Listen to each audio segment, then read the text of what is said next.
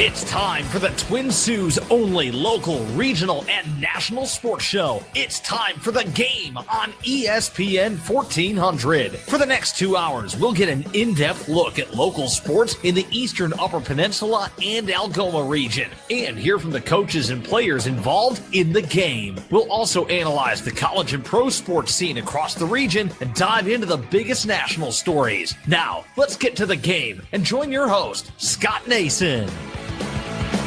Greetings and salutations and welcome to The Game on ESPN 1400 and online at thegamesportshow.com. As the man said, my name is Scott Nason, broadcasting from the ESPN 1400 studios on 3 Mile Road in beautiful Sault Ste. Marie, Michigan. A very busy show tonight. 2 hours of the Twin Sault's only local, regional, and national sports talk show. We're going to be talking to Dave McCaig here coming up here in a little bit. We'll also be talking to coaching staff, members of the Soo Indians, AAA squad, who had a big tournament down in Detroit over the weekend. And we'll be talking Laker volleyball with their head coach and a player. We'll also be hearing from Butch Davis from Butch On Sports in our second hour, who have a lot to say about what's going on in Detroit, including the Detroit Lions. But our broadcast engineer tonight, Matt Pocket, is also our first guest. You know him well. He is the EUP Game of the Week voice of... I think I got that reversed. But Matt, thanks for joining us here and talking some local football. Yeah, how about Pickford? They are the wrecking ball right now. Everything that they hit just crumbles.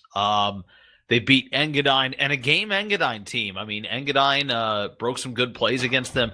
And listen, this is what Pickford has done for the last couple of years. I said this a lot during the broadcast on Friday, but back in 2016, those two teams met in week 3 of the Michigan high school football season, right? Right. Go back to 2016, and it was kind of like, okay, the league is probably Pickford and Engadine, and Cedarville is a really close third that may even end up number 1 at that point, right?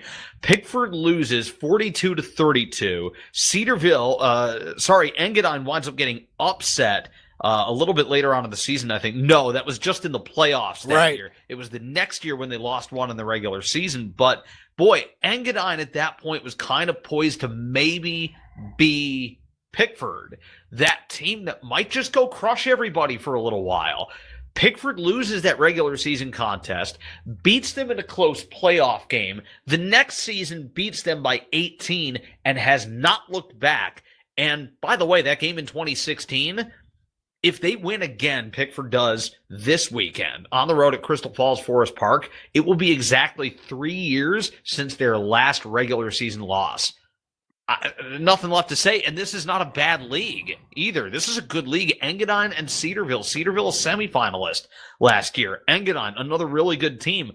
They are smashing everything, and it doesn't look like there's much that's going to be able to stop them, except maybe Powers North Central. Yeah, lots to play out still. Recapping week 2 in high school football in the Eastern Upper Peninsula, in a game you heard with Matt on Oldies 93. It was Pickford all over Engadine by the score of 58-18. And, you know, you look at the score, Matt, and you say, well, maybe the game wasn't as close or as much of a blowout as the score indicates. I think in this case, it was really Pickford domination pretty much from the beginning. It was, and Engadine, I thought, did a really good job hanging around. Listen, that was a game where once it got going, you could see which team was better. You could see that Engadine still had something to like, though. And this is a big thing for me, looking at it from a confidence standpoint. This isn't just simply a matter of, we'll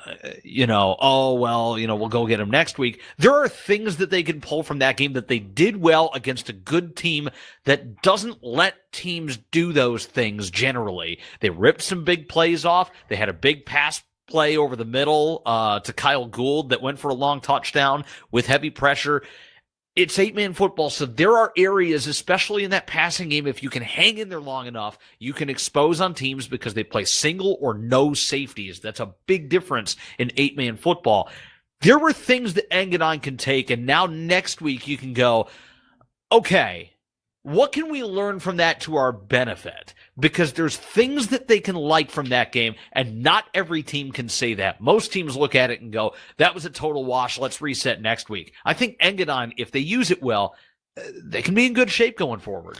Looking at the other games on Friday night, Matt, in 8-player football, kind of a surprise here. Maybe not the result, but the margin. Rudyard falls at Crystal Falls Forest Park 60-0 after a big week 1 victory against Stevenson. It looked like the bottom fell out in Crystal Falls. Again, a good Crystal Falls team, maybe not a great team, but that result really surprised me. The margin, I should say. Yeah, I think that margin was quite a bit. Meanwhile, how about Rapid River's struggles? Yeah. Oh boy.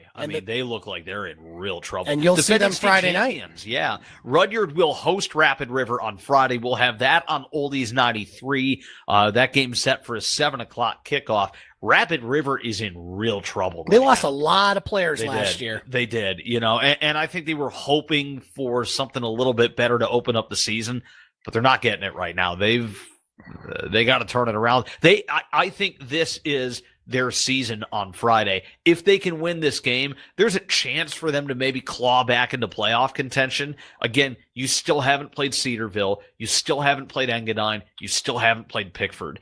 That's probably 3 losses right there for most teams in 8-man football around the state, right? Mm-hmm. Never mind in your own division. So they're not going to be favored in those 3 games. They're going to have trouble if they can't get by Rudyard. I think that's it for them then. Another team that struggled in their first game and lost a lot of players last year, the Cedarville Trojans, they go on the road to Felch at North Dickinson. Have you ever been to Felch? I have not. No. They serve pasties in the press box. It's the best thing ever. They really do. Yeah, I know that's the I was out in Marquette for a few years, so that's the staple of the diet. And I do miss a good pasty sometimes. And Cedarville put a whooping on the Nordics from North Dickinson by the score of 40-8 to go to 1-1. Other games on Friday night in a game you heard on our sister station, 1230 WSOO. The Soo High Blue Devils 2-0 for the first time in quite some time as they earned a 20-14 victory over Alpena. Sophomore quarterback Jacob Davey, boy, has he had a good start to this season. 8 of 12 passing, 132 yards and 3 touchdowns, including a key 4th down late. Josh Robinson, he had a 13-yard touchdown reception for Soo High, which would be the game-winning catch. Kyle Husky also had a 44-yard touchdown run, or a catch, I should say. As the Blue Devils now 2-0 on the season, they're going to play 3 straight at home, including Friday night against always tough Marquette. You can hear that game with Dave Watson on our sister station, 1230 WSOO. Great start for the Blue Devils. I think what impresses me the most about them, Scott, is their toughness, mental fortitude. Late in games, they are finding ways to get it done. And with a young quarterback, you mentioned it, Jacob Davey, sophomore. These are not the kinds of results that you grind out late with a sophomore quarterback generally, but they're grinding these games out. That's a terrific sign for them. I think they're in really good shape. I don't think this is necessarily a bubble either that's going to pop. I think this shows mental toughness by this team. They're in these close games. They find themselves in adverse situations late in them, really, really tough occasions to rise to, and they've done it twice in a row now. One other game on Friday night, St. Ignace defeats Indian River Inland Lakes by the score of 52-0. 2 games on Saturday, Matt, involving a couple EUP 8-player football teams. How about Brimley quietly off to a 2-0 start, having another long road trip? They played at Ontonagon on Saturday afternoon, and they crushed the Gladiators, love that name, by the score of 62-6. Brimley will take on North Dickinson this Friday night. Bay's nice story early. Yeah, they're a program that, lest we forget, wasn't a couple of years ago. They weren't a program. They didn't have a team a couple of years ago. So when you look at the progress that they've made in these last couple of years, they are a really good story. And right now, hey, look, a feather in the cap for Brimley. They just knocked off the defending state champions to open up the regular season 24-12.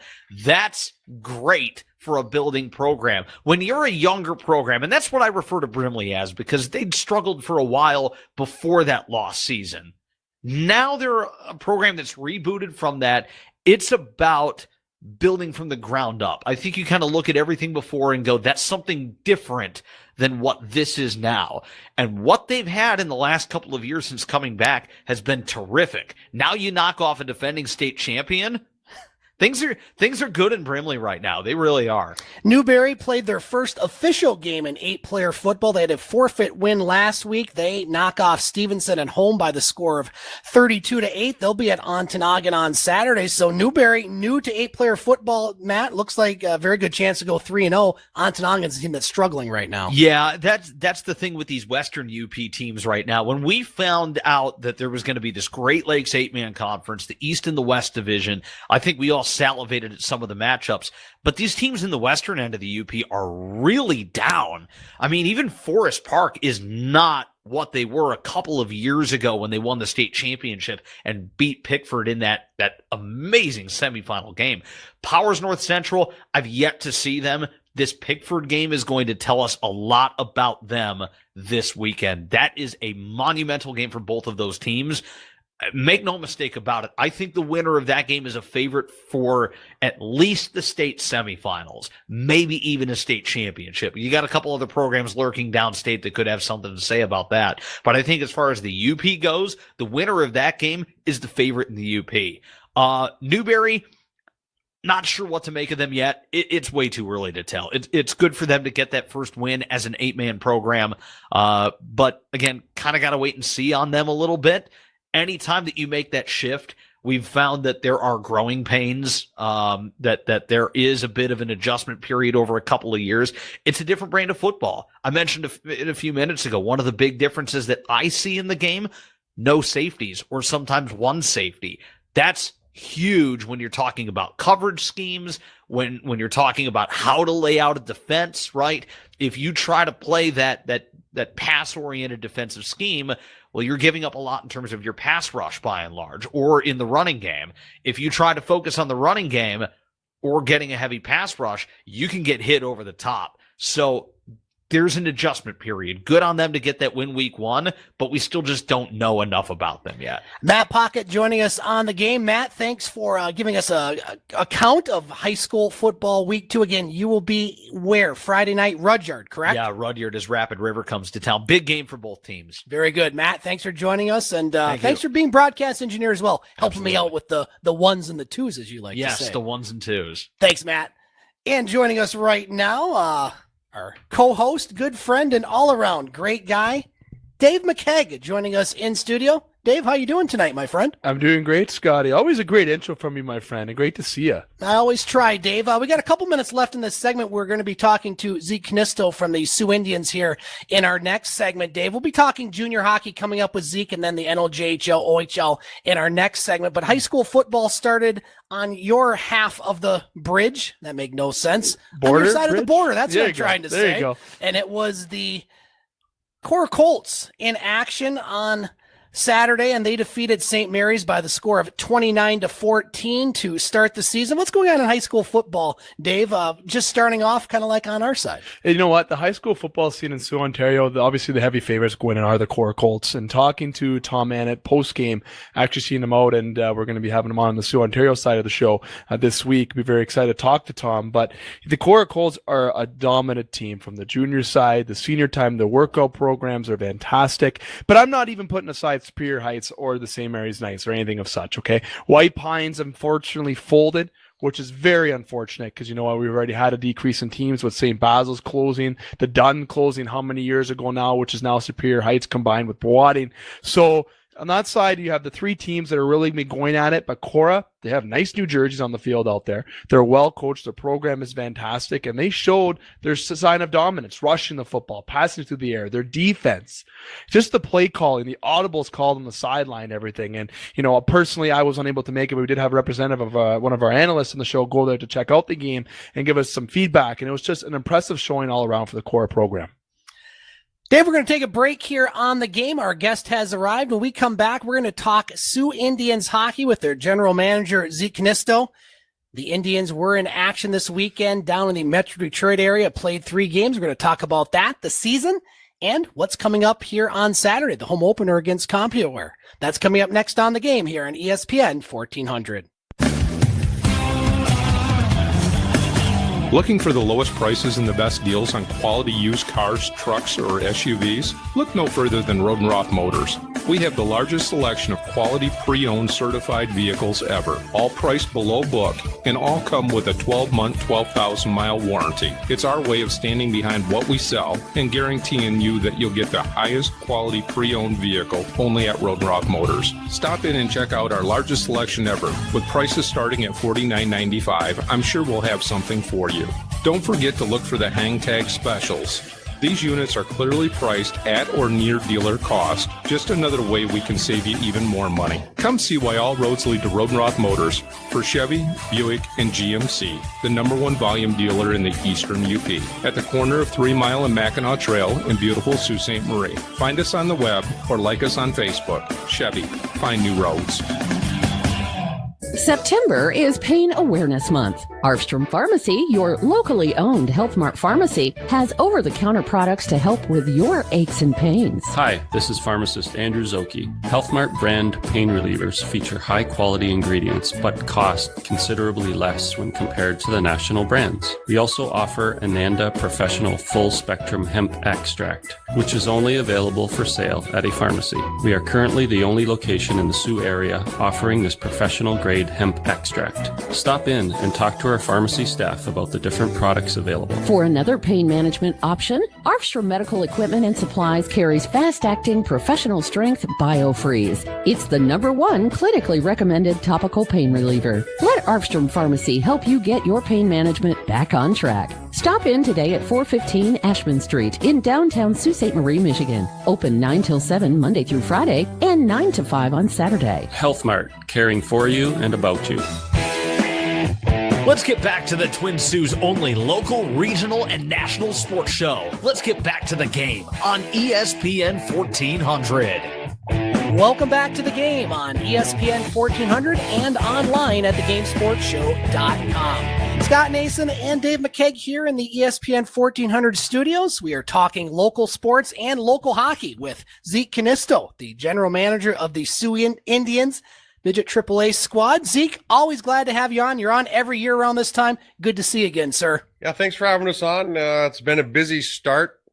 We come out of the gate kind of quick. We were on the ice 6 days and off to Detroit to first showcase of the year, which was league games. And so we were thrown right in the fire. We come out and played Victory Honda to a 3-1 win. Our goalie, Gabe Rosick, pretty much stood in his head. Our team was a decent effort, but not the best, as Coach Caricato said. But we got better as the weekend went on, and the scores didn't reflect it. But it's a big learning curve for the guys, and we have a lot of high school players from last year, and we're pretty happy. We got 10 UP kids, and that's one of our goals, to get more UP kids involved. And we got guys from Marquette, Escanaba, and we finally got a couple out of Houghton this year. So but it's going to be a learning curve, and we think we're going to have good things looking ahead. Well, looking at this roster, Coach, and again, I'm just seeing it now really for the first time here this past week, talking about those Sioux, Michigan natives. You have Raphael, Landis, Gordon, Smith, Swan, all Sault Ste. Marie products. Some of them played high school hockey. Seems to be a lot more Sioux, Michigan products on the Indians than maybe past years.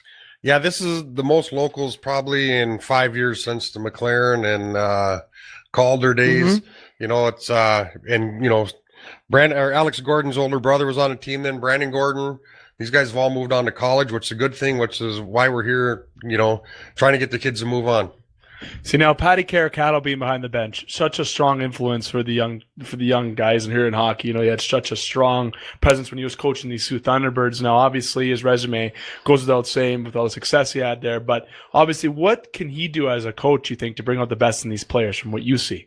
Patty's already gone to work on that part. He's very structured in practice and very detailed. If somebody's doing something wrong, it's stopped right there. It's whistled down off to the, as he says, the erase board, dry erase board, and we're going to figure this out. But he's very demanding of the guys. It's he's taking baby steps into it. He knows it's a big learning curve, and he's warned the guys before last weekend that this is a whole different level of hockey, and it's the whole league now is just preparing guys for juniors. And like last weekend in Detroit, I think at one time we looked at the sign-in sheet for the scouts, and there was over 110 scouts. Wow. Lake Superior had both their guys there, and like every college, junior A, OHL guys from all over it was a huge event, and it was a great success for our league.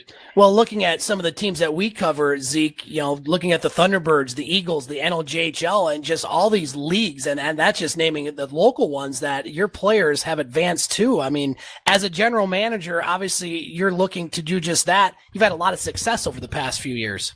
Yeah, our guys have moved on, and that's the big thing with Coach Carcato and Clem. Clem Calgar's the assistant coach this year, and he's a former Laker player. But both of the guys know how important it is to get these guys to the next level, but not just get there. When they get there, play. You don't want to be the guy up in the stands, or you want to go there and you want to compete for a position and make a position, earn your spot and play. So now overall, the expectation on the ice is so important, right? You want your team to succeed, and obviously the end goal is to be the team on top. But for the big talk in Sault, Ontario, I want to ask over here because it's more obviously a great question, I believe. The educational aspect, is that important for your side as well? Do you focus on that with your players at all? I know you're not in the college levels in terms of playing right now, but to get them prepared potentially for that next step, because when you're in the college level, that is so important while you're playing. Yeah, definitely, because our guys, most of them are still in high school, and the ones that aren't, we make sure that they're all through the clearinghouse and they're all ready to go to school. Jerry Harwood does that end of our program. He watches the grades, and he's in communication with the high school all the time. The guys are online classes. He's in contact with their schools, and we do have to keep on it because it's a big learning curve for the kids. Like right now is part of the growing pains of that. That's their first time moving away as young men, and they got to keep up their school and then be successful on the ice. So it's hard for them, but in a month or so, I think they'll be ready to go. Zeke Kaunisto joining us on the game. Zeke, you mentioned the coaching staff. Who are some of your other volunteers before we get to the roster and the schedule? Who are some of the other guys and gals that help you out this season? I know a few. I'm sure they're still there, but remind our listeners some of the folks that are helping you out this year. Rick Corbier's he's assistant GM and helps with about everything. 50th season, right? I think for Big Daddy. Yeah, Big Daddy's been back there forever. Yes, he's a fixture there, and yes, there's no doubt about it. Jerry Harwood, he does all the off ice. I mean, there is just a ton of paperwork anymore. I'm sure it's the same in Hockey Canada. Yep. I mean, there's just so much, just tons of paperwork for everybody. And Jerry did a heck of a job getting us ready because the boys were here 5 days, and we had then we had to get everybody rostered and cleared. Right. And it was a royal pain because we had one kid from Nova Scotia and one kid from London, Ontario. So they're both imports, but thank God they were native, and that made it a little easier. But Dan Lasley's on our scouting staff now, and Dan did a real good job this year. We have a lot of different faces from high school, and that is, that was Dan's job, and that he did it. It was a great job there. Marty Picaro does our equipment. And he's, the guy fixing everything on the bench, making sure everything's packed up. Jerseys are all there. Mark Meehan, he's Marty's kind of helper, and he takes care of a lot of the off-ice stuff too. Tell us about some of the players on this year's Soo Indians. Zeke, we talked about the Sioux, Michigan natives. Who are some of the other folks that fans will be seeing come Saturday here against CompuWare? Well, guys that we're looking to have a big year from, it's obviously Chase Tlair. He's a third year with us, and he's an 02 birth year. So he actually played with us when he was young, very young. And, good lineage, obviously. Yeah, but Chase had a couple nice goals last weekend, and he's definitely one of our top veterans and go-to guy. And we hope he gets some of his dad's loins and starts burying the puck tons. But he's already did that last weekend. He showed that he's ready to step up as a leader. Marquette boy Kobe Guidebeck had a great weekend last weekend. Big, strong kid, good skater. He came from Marquette High School. Kevin Boswick was Mr. Houghton last year at the state tournament. Yes, he was. Yeah, I'm sure you heard that name. Yes, I have. Yeah, and he's on our blue line this year, and we're looking for some big things from Kevin. He's one of the guys, him and Guidebeck and Tlair, we're hoping that those guys can get a tender of some sort, before Christmas time. That's where these guys are big-time players, and I think they got a great future ahead of them. A guy that really stepped up, a local kid last weekend, that put the body on, made great plays, was Alex Gordon.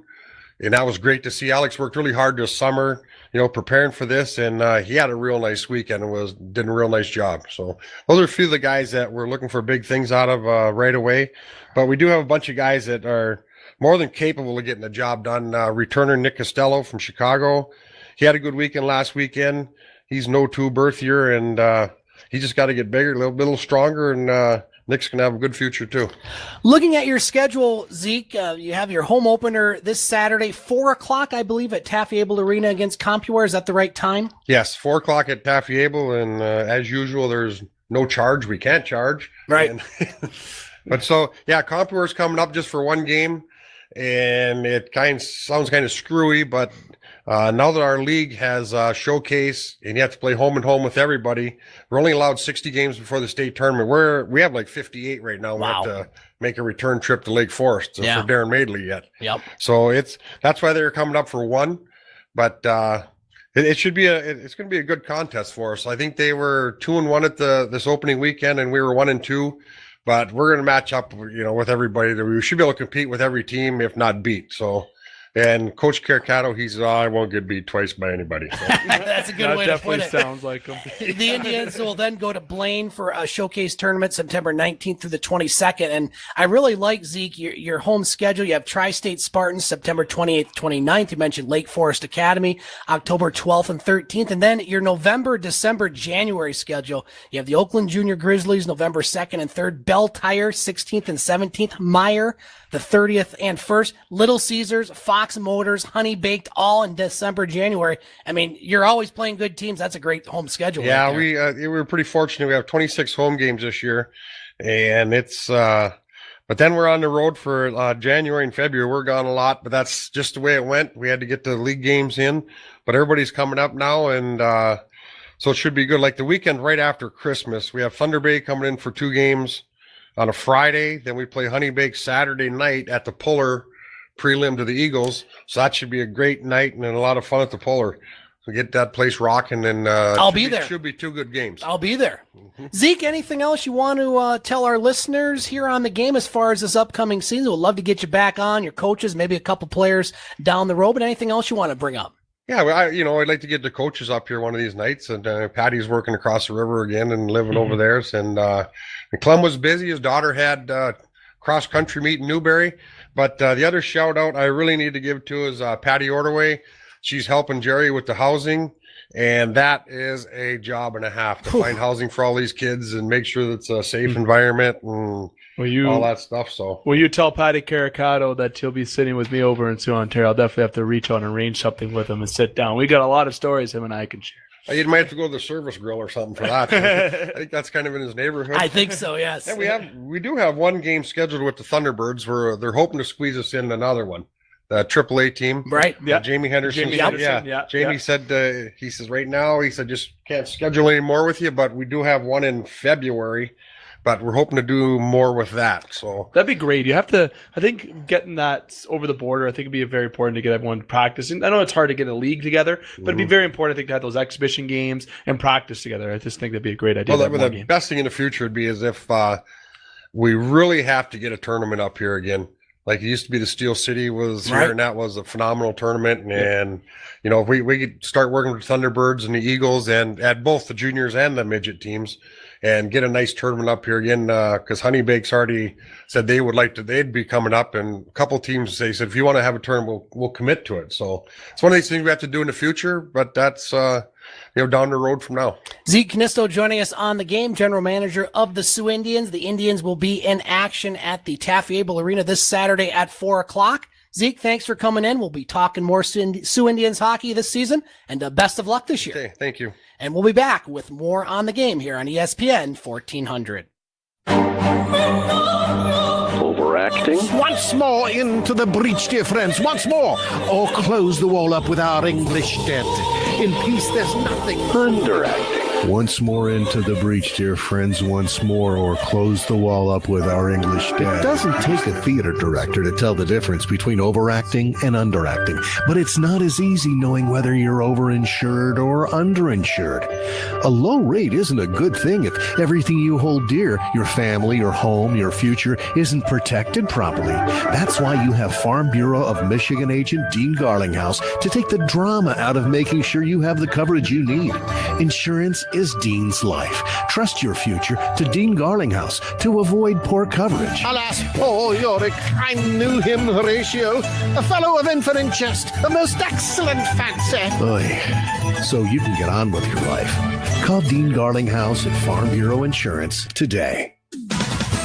O'Connor's Chrysler Dodge Truck and Jeep in Pickford is your full-service dealership, servicing Pickford and the surrounding areas with pride for more than 50 years. O'Connor's top-notch body shop includes a state-of-the-art frame straightener. O'Connor's is also a proud supporter of community events. Its sales team has the experience to know which model is right for each customer. And with financing available to back your purchase, you can drive away today in your dream vehicle. Local people, local pride. Stop in today on M129 at O'Connor.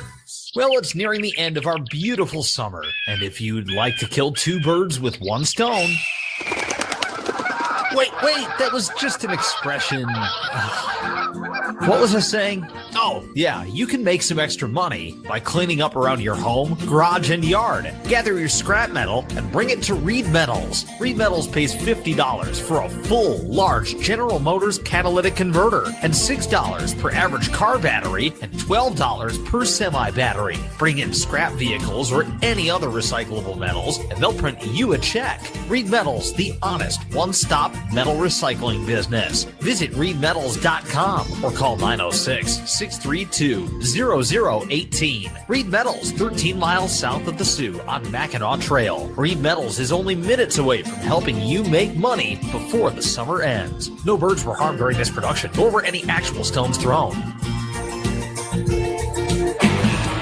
You can catch podcasts of the game at thegamesportshow.com. Now let's get back to it with Scott Nason here on ESPN 1400. Welcome back to the game on ESPN 1400 and online at thegamesportshow.com. Scott Nason and Dave McCaig here on this beautiful Monday in Sault Ste. Marie. Dave, it feels like fall out there. I'm loving this weather. Sunshine, a little chilly this morning. Had to turn up the heat at work, but it's the local sports season. We are locked and loaded to go here on the game. See, I like it because of the sports season for sure, but I've got to be honest with you, Scott. I want summer 24/7, my friend. Everyone knows how I am as a hockey fan with the Leafs and everything, but I think I'd have a very hard time not signing somewhere hot if I was a hockey player on the professional level, because I love being able to go outside in my flip-flops and shorts 24/7 if I could. We want to thank Zeke Kaunisto for coming in on the Soo Indians as they have started their season. Let's get to the NOJHL, Dave, near and dear to our heart. And the border battle started on Saturday at the John Rhodes Community Center in Sault Ste. Marie, Ontario, and the Soo Thunderbirds, they skate away with a 7-2 win over the Soo Eagles in the opener for both squads. Really, the Thunderbirds controlled that game throughout. A little surprised at the margin, but no surprise. The Thunderbirds are good, and they're going to be good again this year. Definitely. You know what? I got to give another shout out to Anthony Miller there with the graphics on the Soo Thunderbirds Facebook page. Definitely fantastic. And they're giving the full stat line of the 3 periods about who scored and everything. That's just fantastic. The Thunderbirds just look absolutely unbelievable right now. It's like they didn't miss a beat. It's like they didn't stop playing for the summer. It's like they all just when they lost in the finals, it's like they all just went back to the drawing board and continued practicing since. And they brought in some new guys, some good chemistry on that team. The Bazarans are there together. I really like the team that was put together on the Thunderbird side, but that doesn't take anything away from the Soo Eagles. The Soo Eagles have a good put together team as well.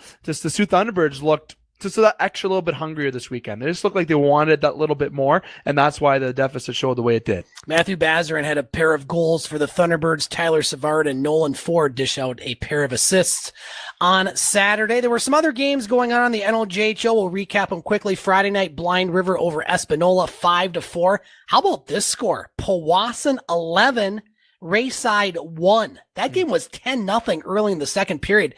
Don't know what happened there, but boy, that was a shocker right there. Nope, it was not. It was like they didn't let the foot off the Tiger's neck. Is that the phrase I want to go for there? They just kept made going. One up if it wasn't. It wasn't. It wasn't. Timmins in front of almost 1,200 fans on Friday night at home over French River by the score of 4-1. Another game on Saturday, Blind River off to a good start, 2-0, as they top Elliott Lake by the score of 6-2. And Cochrane, the Crunch over French River on Saturday by the score of 3-2. Both the Eagles and Thunderbirds were in action yesterday. Let's start with the Sioux Thunderbirds. They were at home against Espanola. A rough and tumble affair. Looks like they had a couple fights in the first period. Saw some good pictures online from that. It was the Thunderbirds with a 3-1 victory over Espanola. A little maybe closer than you might expect considering they beat the Eagles 7-2. But again, in this league, Dave, you cannot take a night off. Espanola might be a little more game than maybe past years. Espanola has always been known as a team that put a bunch of players together who have talent, but also just have that burst of energy. They have a team that can play that two-way style hockey. It always just isn't that finesse. They got those type of players, but Espanola is always a team you got to watch out for. It's like the Blind River Beavers. Okay, you got to give, Kyle Brick has done a fantastic job at Blind River developing that team for what it was to what it is today. They have the same type of potential recruiting strategy, I want to say, because a lot of people are going to be more interested in playing for the Sioux Eagles, the Sioux Thunderbirds, right? Those types of teams. People may look at Espanola. They might look at, Timmins, maybe not as much Timmins, but even Blind River. They might look at some teams and be like, why would I play for a smaller community? But now the NOJHL has so much parity, has so much equal talent in the league. Any team can win on any given night. Another game last night at Rayside Balfour. How about this one? The Sioux Eagles and Rayside Balfour Canadians go through regulation, knotted at 0-0. They go through a 5-minute overtime, knotted at 0-0, and it took the seventh shooter, Jet Leishman, broke the deadlock in the seventh round as the Rayside Balfour Canadians claim a 1-0 shootout victory over the Sioux Eagles. And who else in net? Mr. Bowen. Not Joe Bowen, the announcer, your good friend, but David Bowen makes 37 saves. He did that a lot in the playoff series last year against the Eagles, while Shane Brancato, he did well as well. Yep. Made 44 saves. So both goalies get the shutout. Rayside gets the extra point, but a good bounce back for the Eagles. Tough place to play. They at least get a point out of it. They do. They played a tough goalie. Obviously, Joe Bowen being a fan of the show, which is awesome to say as well. One of the Eagles games in the press box last year. Yes, you know what? And I can imagine I can imagine him saying that the other night. He posted a picture of David and how proud he was, and he's definitely a very proud father of David. And Joe Bowen, the bloodline is there with the hockey passion for sure, but with David, there's a goalie that was, could be an OHL product goaltender. And Rayside has a good gem in net there. And both goalies played extremely well. The Eagles to bounce back the way they did, to come out firing against Rayside. And Rayside also losing 11-1. This league is so, it's all changed. Each night can be different. That's what makes it so exciting. But the shootout, I'm not a big fan. I know you are not either, Scott, of the shootout as much. But you know what? When it goes that deep and it's a 0-0 game, I think that's the exception to the shootout, because you're just standing up on edge. You're going to wonder who scores. Just fantastic. Just like the Lions yesterday, just ended in a tie and call it good. Shouldn't have called a timeout when you're on third down. We'll be talking about that in the second hour. You Lions fans, stand by. We've got a lot to say about that, even though I'm a little hoarse tonight. Kirkland Lake over Powassan by the score of 4-0 last night as well. So the Sioux Eagles, they have just one game this week at Espanola on Sunday at 4:00. While the Thunderbirds, Dave, a home-and-home series with the Blind River Beavers, both 2-0 on the season. They'll be at the Blind River Community Center on Friday night, 7:00, and at the Rhodes on Saturday. Watch out for that neutral zone in Blind River. Yes, all the players a little bit crowded sometimes. Sioux Greyhounds have not played this week, Dave, after their exhibition victory last weekend over Sudbury by the score of 7-2. They will have their only home exhibition game this Sunday, 2:00 against Sudbury, and then the regular season will begin. It's one exhibition game, but going up against a pretty good Sudbury squad. Again, the games don't count, but the Sioux Greyhounds definitely got off on the right foot to start their season. They did. And you know what? The Hounds this year, a lot of people are going to say they won't be as strong as they were the last couple of years, but I still see a playoff team. I still see a middle of the pack conference ending team. I think that the Sioux Greyhounds, they're not treating this game like it means nothing. I think those old, superlatives are all gone. Those old, the way you are in the preseason, you got to develop the right way for the season. You got to be prepared. You have to expect not to lay off the gas pedal in the preseason. You go into training camp trying to make a spot. You can lose your spot no matter who you are, and you keep earning your spot throughout the entirety of the camp. And the preseason is so important to set the tone and the locker room tone and just the momentum overall and everything going into the season. And the Greyhounds are in a position right now where there's a lot of wondering if who's going to come back, who's going to play, etc. But it doesn't matter. The players that are there now are going to play. They're going to play hard. And either way, I think the Hounds are going to put a good product on the ice. Moving on to Laker Athletics, we're going to talk volleyball here in our next segment with their head coach. We'll recap the games and matches that went on this weekend at Michigan Tech. The Lakers going 2-2. The Laker men's and women's cross country teams competed in the first Northwoods Cross Country Invitational on Saturday in Midland, Michigan. The men's team placed 4th overall out of 6 teams that participated in the 6,000 meter run. I have no idea how long that is because I refuse to know metrics, but I think that's a little bit. What's 6,000 meters, Dave? Is that like a mile? A mile? I'd say it's about 2 miles. I have no idea. Junior David Mitter was the first finisher from Lake State and the second finisher overall with a time of 18 minutes, 46 seconds. You might be right there. The next fastest Laker was junior Kendall DePiri, who finished 25th overall. In the women's 5,000 meter run, 3.728 miles. I was off by about 3 miles. In the women's 5,000 meter run, Lake State finished 5th out of 6. Three of the Laker women set personal records in the 5,000 meter distance. Senior Rebecca Lathrop was the first Laker to cross the finish line with a time of 19 minutes, 44 seconds, good for 16th overall. The Lakers will head to East Lansing. Great place to go. On Friday, September 13th to compete in the Spartan Invitational hosted by Michigan State. The women's competition will begin at 11, while the men will start at 11:30. 4 former Lake Superior State University Lakers are taking part in NHL camps, including Diego Cuglietta, who is attending the Dallas Stars main training camp, as well as the team's rookie training camp, which will open this Friday. Anthony Nellis will join Cuglietta at the Stars main training camp, while Steven Ruggiero, he's a 6th round pick by the Anaheim Ducks. He's going to attend their rookie camp heading into this week. And Nick Kossoff attended the Chicago Blackhawks rookie camp at the 2019 prospect tournament this past weekend in Traverse City, Michigan. Saw some of that on TV, Dave. Always good to watch some free live prospects tournament hockey on the telly. Definitely. There's a lot of players out there right now that are just trying their best to make crack squads to get either looked at to be on a roster spot or to even just overall crack an organization. And you know what? It's good to see some products here from Lake State and also even from the Greyhounds and everything to have that opportunity to make that. And at the end of the day, I really think that these players on the college level, there's a lot of diamond in the rough players that could be successful. Look at Tyler Bozak. You know, there's somebody who had such a strong NHL presence who was signed into the Toronto Maple Leafs right out of university. And you know what? He had such a big factor of the Leafs for many years and now winning a Stanley Cup with St. Louis Blues. You know what? If you don't go drafted, or if you do go drafted out of college, or if you, like I said, are undrafted, you're a walk-on, there's a lot of potential opportunity. And that's what I like about today's hockey. Everyone has a fair chance to make it. Finally, Dave, I dug the wires. I did some searching. I found some soccer scores in Soo, Ontario. Algoma University women's soccer team, they earned a win and a tie this season. In the Ontario University Athletics, they defeated the University of Windsor on Sunday by the score of 4-1 after a scoreless draw on Saturday. See, they play a tie in soccer. I like that. Kate Nippert had 3 goals for Algoma, while Sofia Fazaro had the other goal. Algoma men's team, they took on the Lancers over the weekend. Not so successful, losing 6-0 on Sunday and 4-0 on Saturday. And both teams are in action at Superior Heights this weekend as they will take on the University of Waterloo. Kickoff is 1:00, and knowing my babies defeated you. See, we'll play on Waterloo, ABBA.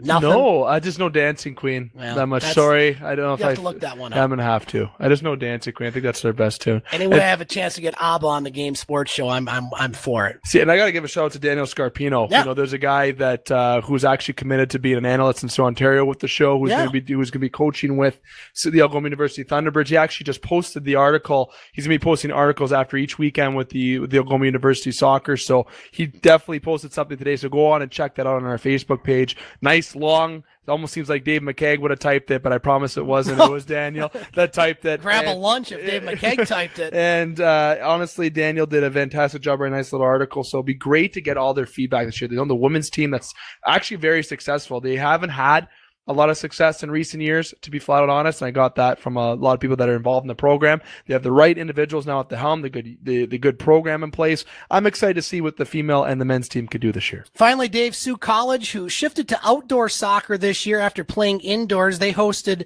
Centennial College at Superior Heights over the weekend. The women's team opened the season with a 3-2 win on Sunday, while the men dropped a 1-0 decision. The two teams will be in action on the road this weekend with games against Algonquin College. So, hey, lots of soccer. Soccer's big over in your neck of the woods, Dave, and good to see some it's college getting bigger. soccer. It's getting bigger, and you know what? It is already at that stage, and I really like seeing that. A lot of sports are getting a fair look now, and it's good to see our varsity programs in terms of university, college, getting a lot of recognition and having these programs. Sault College, I think, started a big chain of events in the hockey realm. Algoma U, obviously, with basketball. Now both schools are really working together with the soccer, and it's great to see because it gives everyone a chance. It doesn't matter if you go to Sault College, you can still play sports now. When I was first starting to go to college, and I still do take class at university, but when I first started, there wasn't many opportunity to do these extra sports. Now there is. So a lot of different athletes you can touch. I'm excited to see what other sports they can bring forward to just in Sault Ontario. Volleyball. Maybe you bring badminton. Anything, you bring something in just to bring something competitive in terms of university sports, and Algoma U and Sault College has that. Dave, thanks for joining us here in hour one of the game. We're going to give you a little break. We have a couple guests coming in for Laker volleyball and then Butch Davis at the top of the hour, but you'll rejoin us in hour two for the roundtable. Take a little break and we'll talk to you in a little bit. Sounds good, my friend. That's going to do it here for this segment of the game. We come back, we're talking Laker volleyball with their head coach and one of their players. That's coming up next on the game here on ESPN 1400.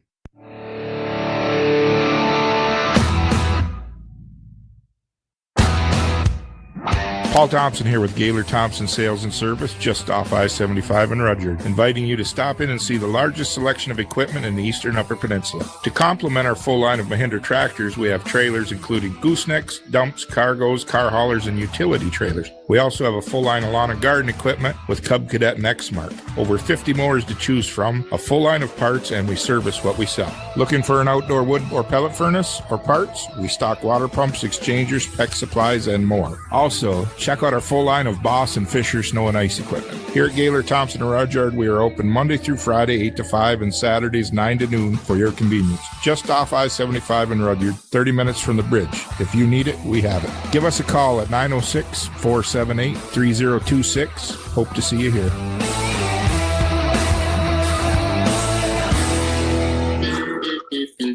Ooh, yeah! Wake up, Michigan, with a small coffee from McDonald's for just $1. Freshly brewed from Arabica beans, this cup of Joe packs Flavo. And the fact that you can bundle any size coffee or any size soft drink with a delicious sausage McMuffin for just $2 might be enough to make you into a morning person like moi. Michigan mornings start at McDonald's. Prices and participation may vary. Cannot be combined with any other offer or combo meal.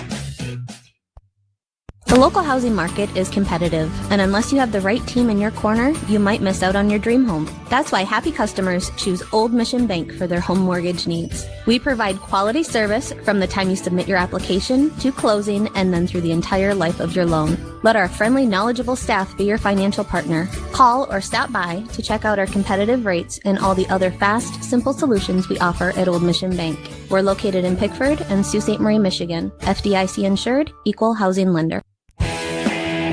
Let's get back to the Twin Sault's only local, regional, and national sports show. Let's get back to the game on ESPN 1400.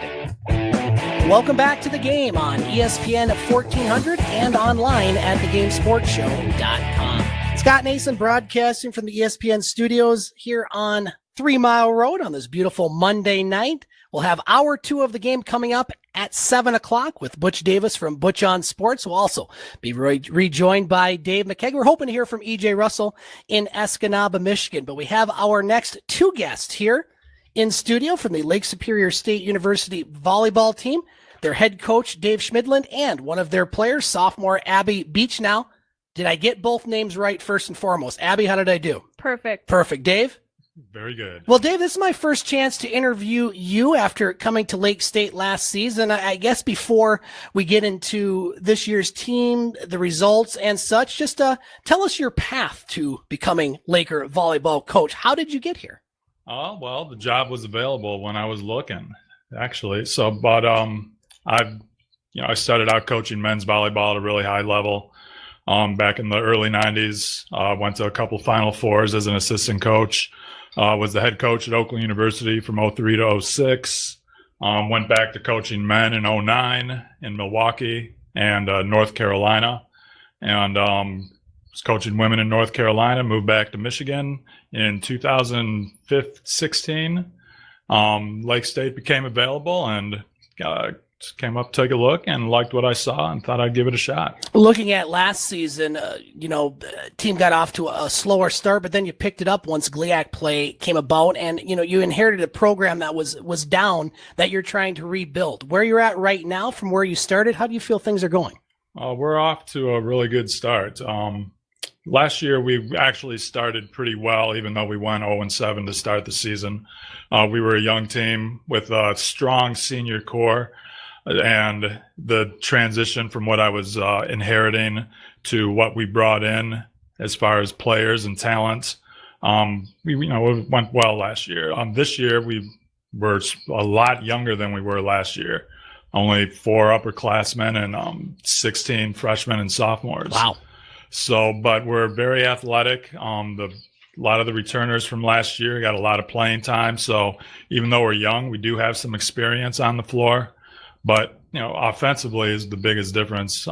We've already, our hitting percentages doubled from last year at the same time. So that's the main deal, is our offense is a lot better and we've got more talent on the floor. Well, one of the talented players you brought into studio is Abby Beachnau, a sophomore from Gaylord, Michigan. And Abby, I'm going to ask you the same question I asked your coach.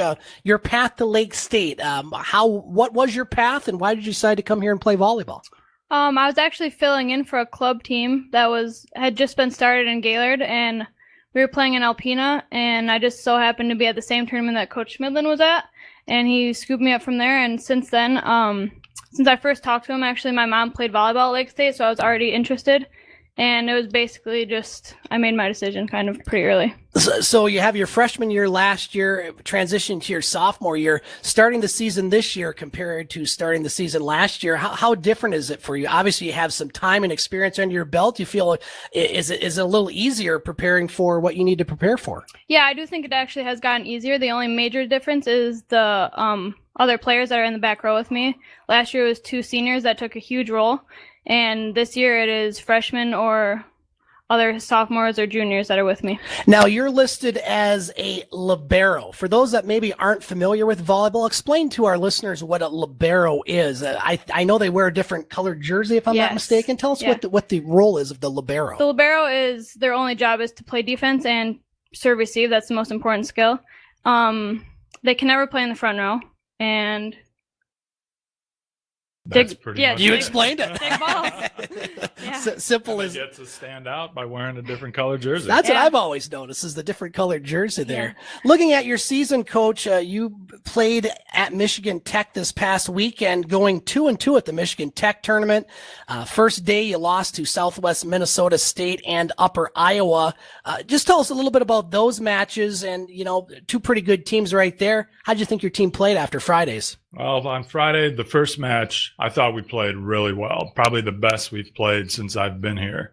Southwest Minnesota was a top 10 team going into the preseason. And we played until 20 points with them in every set. Then our inexperience showed up at the end of every set, whereas they're really good. So you didn't see the breakdowns that we had. The second match was we'll just put it nicely and say it was a learning experience. I like it. Learning experience. Yep. Good way to put it. Yeah. But, and then day 2, we came back, and I think the lessons we learned Friday afternoon, we put into effect.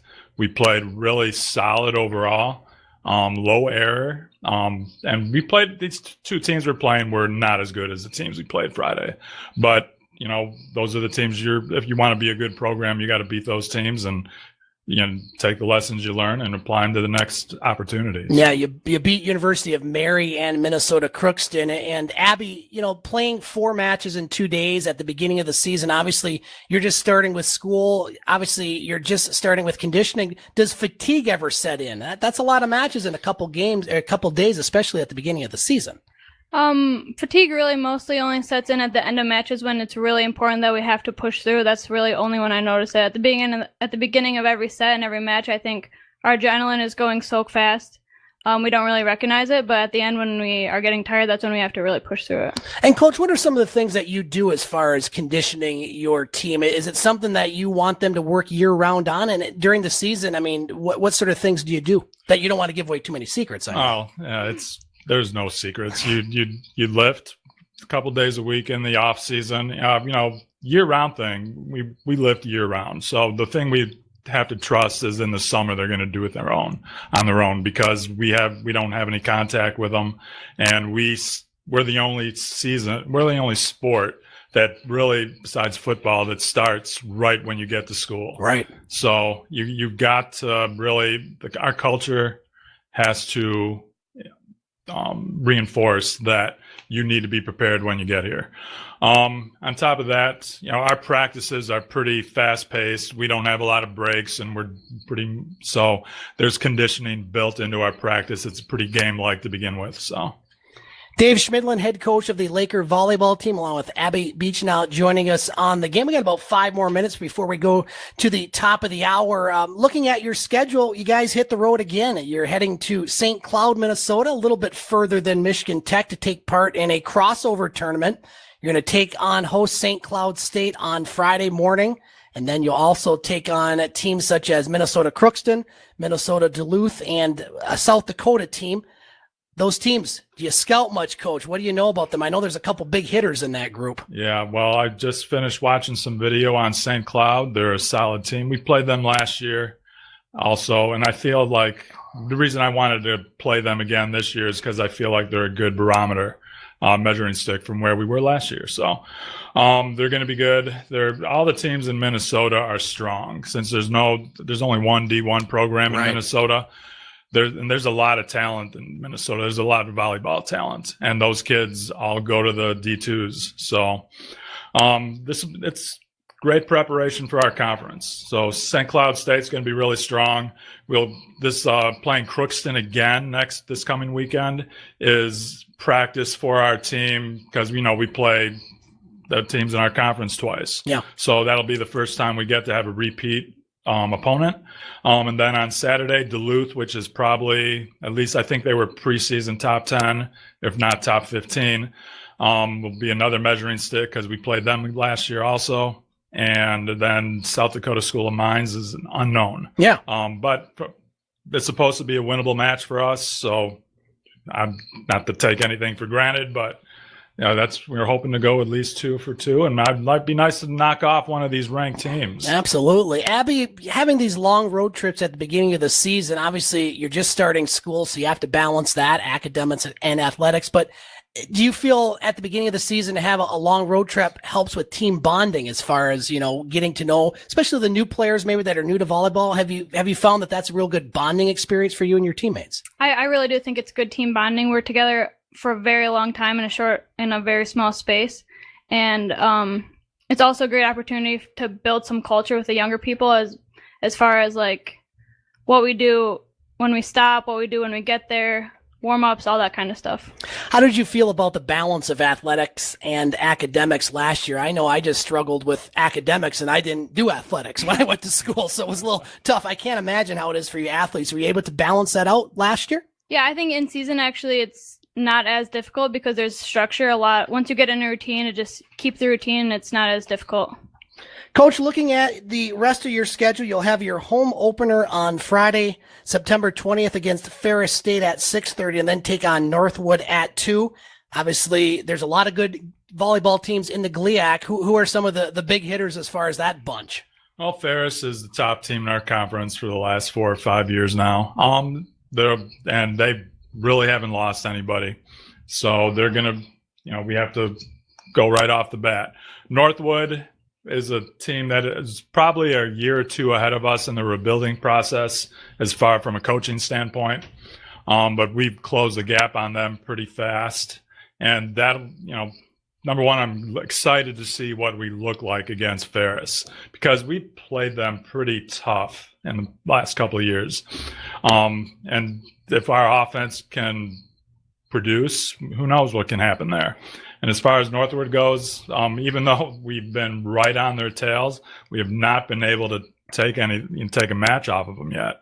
And in order for our program to move forward, we've got to be able to beat Northwood. We got to be able to beat, Davenport or Grand Valley, and to get into that middle of the conference and start getting into the playoff conversation.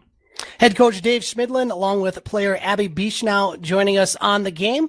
Thank you both for coming in. It was nice to finally meet you, Coach Abby. Best of luck this season, along with the Laker volleyball team. And we'll get you in here towards the middle end of the season again to give us an update on Laker volleyball. Thanks for coming in, guys. Thanks, Scott. All right, thank you. And that's going to do it here for hour one of the game. But don't go anywhere. We have lots of sports talk left with Butch Davis, along with Dave McCaig and EJ Russell for hour two of the game here on ESPN 1400. Life is busy. Get out and enjoy the fun. Whether that means a block party with the neighborhood or tailgating with the gang, the Honda EU 2200i has you covered. Besides being lightweight and durable, Honda portable generators are extremely quiet and can run for hours and hours. The Honda EU 2200i now has 200 watts more power with models up to 4400 watts. You'll love the fuel efficiency and reliability of your new Honda generator. Go to Honda.com or, better yet, visit Leak Sports Center on the I-75 Business Spur and learn firsthand all the ways you can put a Honda generator to work for you. Honda, it's power you can trust. Mo at M&C Water Systems has a solution for all your water needs. Want clean, fresh drinking water? M&C Water Systems proudly distributes natural artesian water for all your bottled water needs. Cooler rental and bottled water delivery for your home and office are available. M&C Water Systems delivers to all the local islands too. Need a water filter? M&C has them. Need a softener? Drinking water system? Want to find out about reverse osmosis? Call Mo at M&C Water Systems today at 906-647-7307. Serving the Eastern Upper Peninsula for over 25 years. You want more from a compact or utility tractor, and at Skinner's of Pickford, you'll find more. More of the newest Massey Ferguson tractors, offering more versatility, more durability, and more performance. Stop by today and find out how Massey Ferguson is expanding the possibilities of what a great tractor can be, and why a Massey Ferguson will be the last tractor you'll ever need. Come see the Massey Ferguson compact and utility tractors at Skinner's of Pickford, your tractor source in the north. You wanted a small tractor with a mid-PTO for more versatility. Massey Ferguson responded by bringing back a versatile workhorse, the Massey Ferguson 1526 Compact Tractor, now available at Skinner's of Pickford. A tractor that can do more because it's made to handle more. As hardworking and no-nonsense as you are. See it today at Skinner's of Pickford, your tractor source in the north. Let's get to the second half of the game here on ESPN 1400, WKNW, Sault Ste. Marie's sports leader. It's the Twin Sault's only local, regional, and national sports show. Now, here's Scott Nason. Welcome back to the game on ESPN 1400 and online at thegamesportshow.com. Scott Nason here in the ESPN 1400 studios. Our broadcast engineer tonight, Matt Pocket, will be rejoined by Dave McCaig coming up here in the next segment. We're hoping to hear from EJ Russell, but right now we have our next guest, contributor, co-host, and all-around good guy. His name is Butch Davis. You can find his show, Butch On Sports, on his own podcast page. That's simply Butch2, TOO.podomatic.com. You can also find him on Facebook. Just look up Butch On Sports. Or you can find his shows on our podcast page, thegamesportshow.podbean.com, as Butch joins us each and every week to talk about what's going on in the Metro Detroit sports world, along with the sports world in general. Butch, how you doing on this Monday night, my friend? Oh, what a day, what a day, what a day for sports here. And tell boss I said hello here.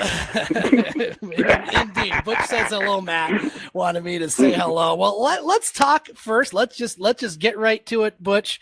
Talk about the Detroit Lions. After 3 quarters yesterday afternoon, it looked like the Detroit Lions may be shaking some of the demons of last year's opening game debacle against the New York Jets. Bad vibes, expectations, lack thereof, that a fatigued fan base kind of comes to expect. And then in the fourth quarter, Butch, they remembered they were, in fact, the Detroit Lions as they let an 18-point lead slip away to a rookie quarterback, ending up with a frustrating 27-27 tie against the Arizona Cardinals on Sunday. Mm-hmm. Butch, there's a lot to say. I'm just going to give you the floor and say it. I don't want to say the Lions stink, being that it was a tie. Right. So they lose none and win none. However, it's the same Lions. It's the SOL. SOL. Lions magic. Basically, everybody repeat. I went on social media yesterday, and it was filthy with the Lions insults and whatnot there. I'm not going to repeat any of them because we're on a family show here. Thank you. However, the Detroit Lions let an 18-point lead digest out the system there in the fourth quarter there. How it's done, everybody gets a blame there. Stafford gets a blame for not rallying the troops. Daryl Bevel here, let's give him an attaboy there for messing up the game just wholeheartedly there, because they would have had a first down with nothing to lose. No timeouts for the Cardinals. Nothing to worry about but maybe take a knee or run a couple running plays there. And by golly, it went south here. The Lions have a lot to make up. And the fans here in Detroit, as I noticed today, they were pretty peed off there. And that's just being very mild about it there. The Lions need to get some things established where they can run the ball, throw the ball, and also have a more or less a balance of offense in the tank. Defense was not bad until, again, that fourth quarter. Whoever was running the defense and playing prevent, we know what prevent does. It prevents you from winning the game. It does. They were not aggressive. You could tell they was holding back. They knew they had a running quarterback. They have to set up for it. They didn't do it. The receivers of the Cardinals, let's give them credit. They showed up in the fourth quarter, and they made some fantastic plays. They also ran Johnson, which they did not through the first three quarters. That is a big difference when you use all your ammo, which the Lions didn't do, but however the Cardinals did. In truth, a 27-27 tie, that is in my books a loss. Yeah, it really is, Butch. And watching the game, I watched the whole thing as I know you did. And again, the Lions, what they do is they give you hope. At some point of the game, you're thinking, wow, this offense is rolling. I mean, Stafford looks good. TJ Hawkinson had a big game. They're up 18 points against a team that had 100 yards after three quarters. And then they went into a prevent defense and then that timeout. And as soon as that timeout happened, I said, it's over. The Lions are going to find a way to mess this up. Now, it's not a disaster, I think, like last year where they got just absolutely blown out at home. I think there are some, and I stress some positives to take, but you look at this schedule coming up, Butch, you got the Chargers, then you got the Eagles and the Chiefs. I mean, those are three tough teams that all won yesterday. Lions are going to have to figure it out and figure it out quicker. They're going to be out of the playoff hunt here in a few weeks. Indeed, you said that, but again, I disagree with the point is that the coaching staff, who should be very much so abreast of what's going to go on there, they were not ready. Again, no. Daryl Bevels and his timeout. You got to trust the quarterback. You got to trust the players on the field there. And for the reason he called a timeout, for whatever reason, he's the new man on the job here. This is Matthew Stafford, who is a very capable quarterback when he wants to be. And the majority of the time he wants to be. He's never had the equipment and the artillery to do something with that. He has that this year. Why not serve him? Amendola was open on numerous occasions if you watch that game, and he didn't throw the ball to him. He threw it on the sidelines, and that's not Amendola's M.O. His M.O. is working that middle of the field there. And you got to go after people's good stuff there. You know, Hawkinson, he fantastic job for opening game there. The running game, they need to somewhat refine that and continue to use it as a not a crutch, for instance, there, but a positive there. They didn't do that. The defense whatever the defensive coach was thinking about in the fourth quarter, and which Matt Patricia is as well, it did not work out. This loss goes on the coaching staff. It does not go on the players. The coaching staff has to do a better job. And the players that they put on the field, they got to make for doggone sure they know what to do and how to do it. Where are they getting this information from? From the coaching staff. And right now, I blame the coaching staff for this loss. Lions Magic, baby. They will be at home on Sunday taking on the LA Chargers. Butch, let's move on to the 100-loss Detroit Tigers. They got their 100th loss in Oakland. They'll be at home against the New York Yankees for 3. The Tigers need one win to avoid having their worst ever team of 2003, which is 119 losses. I guess it would tie if they get 1, so they need 2. Boy, not much to say about the Tigers, Butch. 98 losses 2 years ago, 98 losses last year, and 100 and counting. And this rebuild seems to be it's blowing up right now. The rebuild is definitely bad here. And again, when I sat in the press box of the Detroit Tigers when they were last in town there, you get the feeling Al Avila saying, looking on the field, say he is not happy with what's going on there. I mean, what can he do about it? A whole heck of a lot. What has he done? Absolutely nothing. I hate to say it, more for less there, but one of the things I have said in the past, I can't understand why the Detroit Tigers go out their way to find people when they have people in their own organization. You would think, and this is just me and not anybody else, you would think that they would go in their organization, move all the managers up to the major league level and whatever they have to do. That's triple A, double A, and et cetera there. Move them up. This way you have some notoriety with the coaches who have handled these players and would know what to do with them. It's pitiful how they do things. When you give someone humongous amount of money, and absolutely you're telling them, you don't have to worry about nothing. We're trying to build a winner. It can't take 5 years. The general public is not going to accept that. This is especially in Detroit and the state of Michigan. They're not going to accept it. They're used to winning. They're used to getting in some playoffs and getting having some fun. These people pay big money to go to these games, and they're getting absolutely nothing out of it there.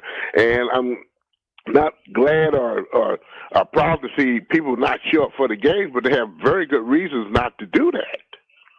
Dave Dombrowski, former Tigers GM, Butch, for I think 13 years, fired as general manager of the Boston Red Sox after the Red Sox win the World Series last year. Things have not been going well for the Red Sox this year. Your thoughts on Dombrowski out in Boston? Well, Dombrowski is a very good coach when he can buy players. He knows how to make deals to spend people's money. As far as looking at the talent he has on the field, and maybe improving it, he's very poor with that there. And he has been with the Tigers as well. So it wasn't surprising. If they didn't win last year, I was suspecting he was going to get fired last year. But they won everything. And so that bought him a year, okay?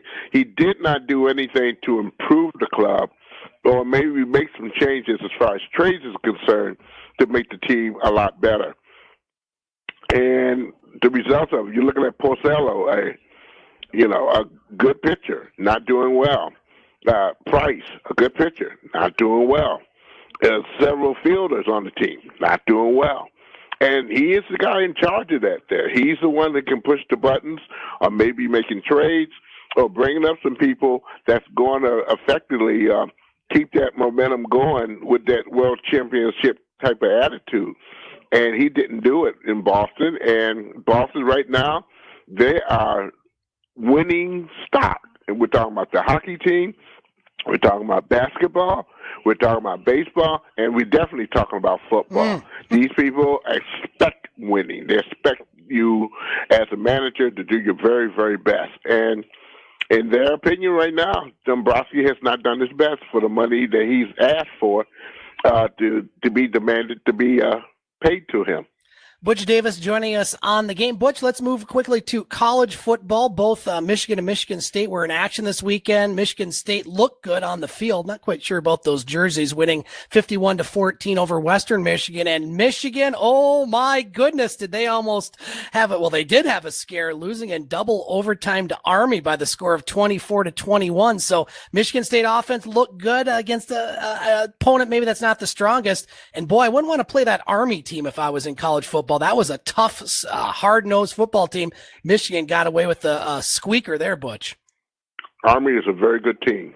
It was a very good team last year and the year before. You expected them to give Michigan a hard way to go, but not of a hard way to go that I saw with all the boasting and the bragging and the attaboys that Michigan has come out with.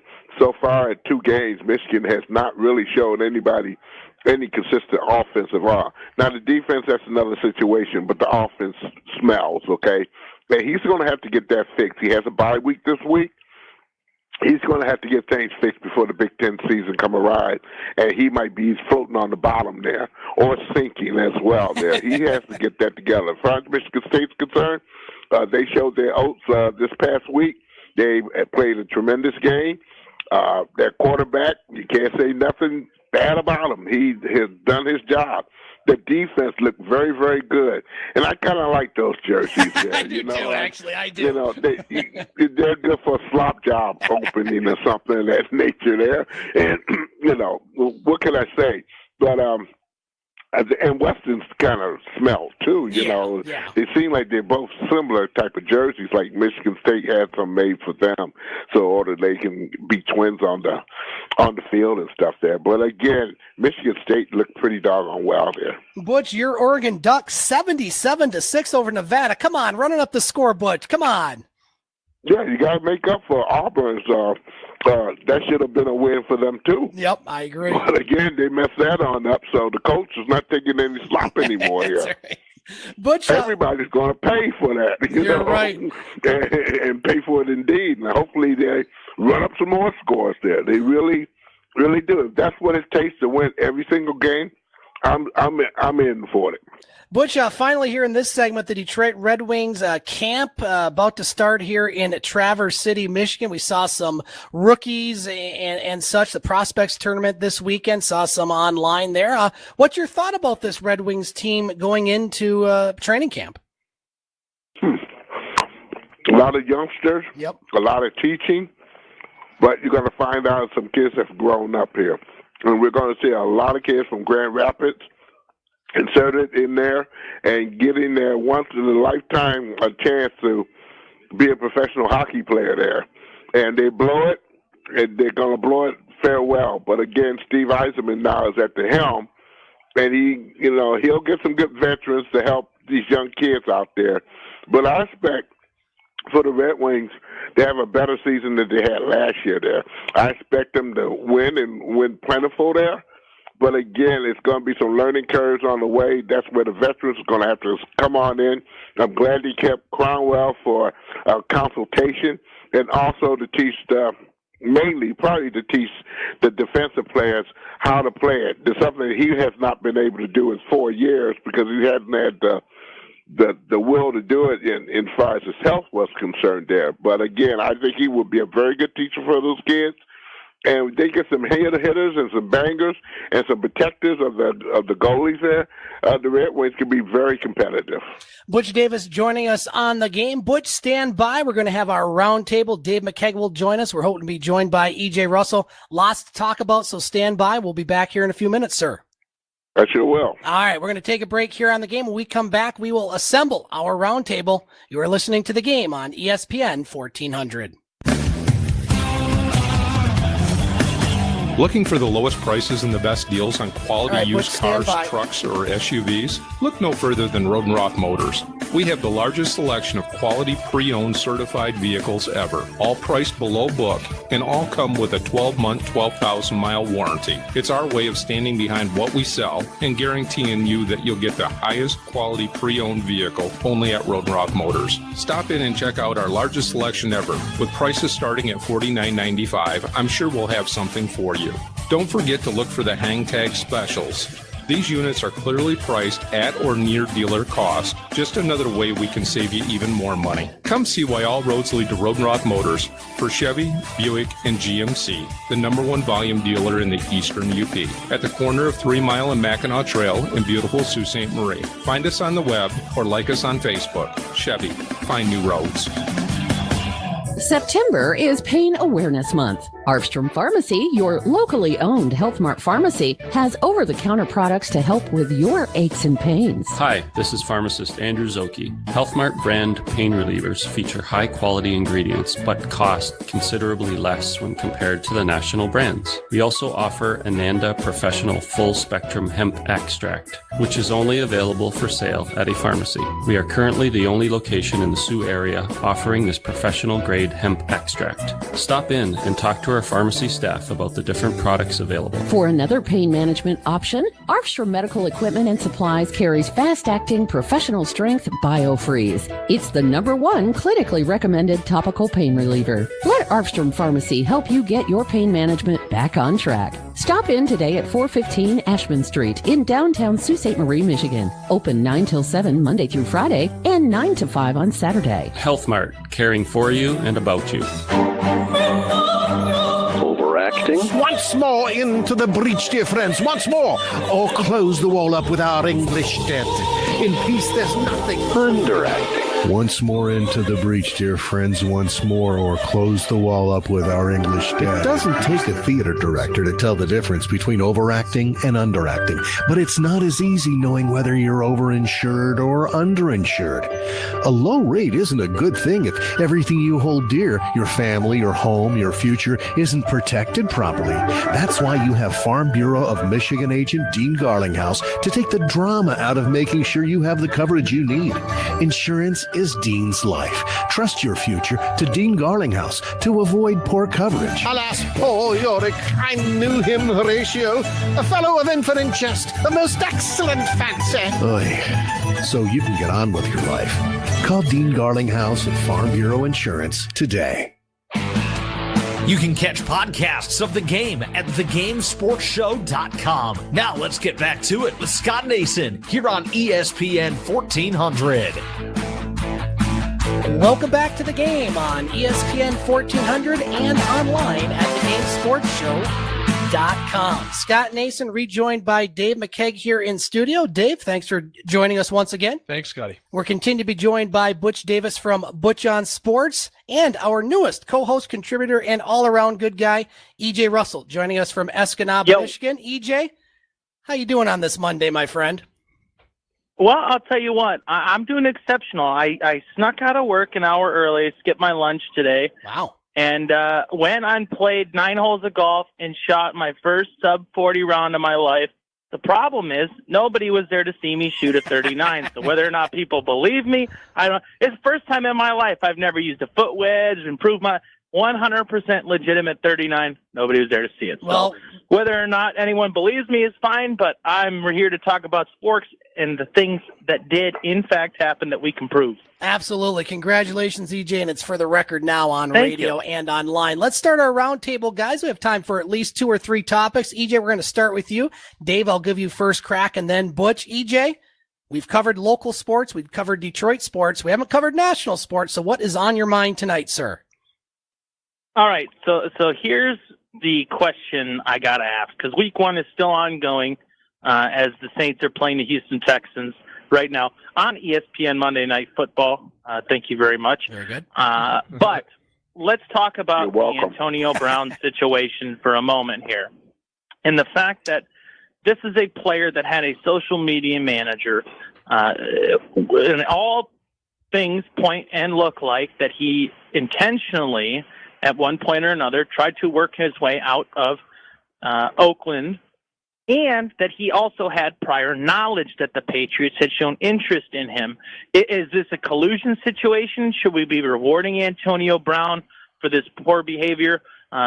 if anything needs to be done, what should be done going forward, and what's your take on the situation with Antonio Brown and his now new team, the New England Patriots? Dave, get Robert Mueller out of retirement. He needs to come back. I heard the word collusion. Your thoughts? Oh my! All I gotta say is, oh my God! First off, there's a million things I could say to this. Pittsburgh Steelers getting rid of Antonio Brown. They must have kept him compressed for the past 5 years, whatever it may have been, because this guy, his attitude is unbelievably, I just can't believe. I want to use the word loser, but that's not appropriate. So I want to go the route that, so I want to say right now that I am absolutely infuriated by the way Antonio Brown is acting. Okay. This is childish. Look, is he childish or is he a genius though?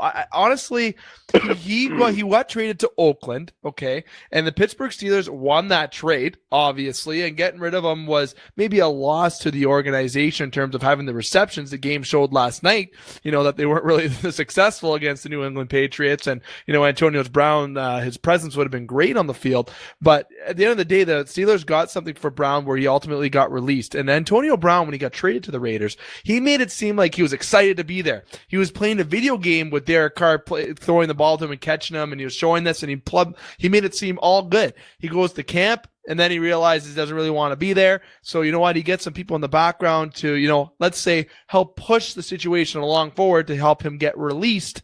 And he always wanted to be a Patriot. That's what I'm reading here, and that he wanted to go there, and that the Steelers didn't want to trade him there by any means necessary because they got to play them. Then the Raiders getting him was what they wanted. Then he finds his way off and he goes to the New England Patriots.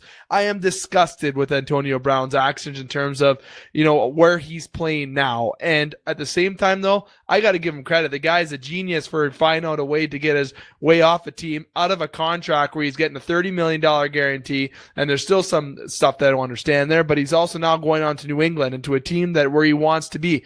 So my main thing is he stupid or is he a genius? I got to say that I'm really infuriated at what he did because it really makes me dislike how the NFL doesn't have a policy in place where we have to really stop this, because now players are going to try to maybe do this in the future, and it's going to maybe drastically change the overall market. And then lastly, he's also a genius because he got to play where he wanted to play.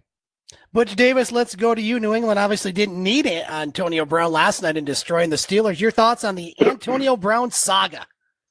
Well, we'll stick on the subject, at least for right now here. I don't think Antonio Brown's a genius. I think his agent is the absolute genius because he had prior knowledge of what was going on. All the agents stick together, just like all the players stick together. And they knew exactly what was going on. They knew exactly that Pittsburgh, and the reason why he did not go to New England or some other team like the Cleveland Browns, which was also mentioned as going in for a trade or whatnot there. They did not want him nowhere near the East. So they traded him out west. They got some baggage for him. And now the agent goes to work and letting them know this is the way we get out of town by sundown there. From his funky feet all the way through the arguments about the helmet. It was never right for him to be where he's at because he always found something to complain about. Now, if you really want to get technical about this, the Oakland Raiders, if they would like to, they can sue his agent and also Antonio Brown, because there is a law in place in California that states if you're going to record a conversation, if you're going to do that, you have to get the permission of the other person there.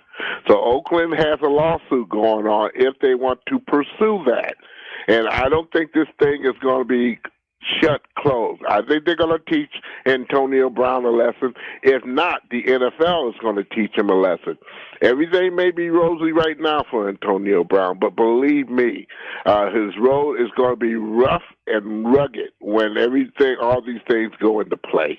Butch, you stole a couple of my points, which were good ones. Like you said, credit his agent. His agent obviously knew probably something way early. They do. That's what their job is to represent the player in their best interest. But you look at Antonio Brown, and just over the weekend, just all the different things. He was suspended for the first game. Then he gave a heartfelt apology, apparently, and he was going to play Monday night.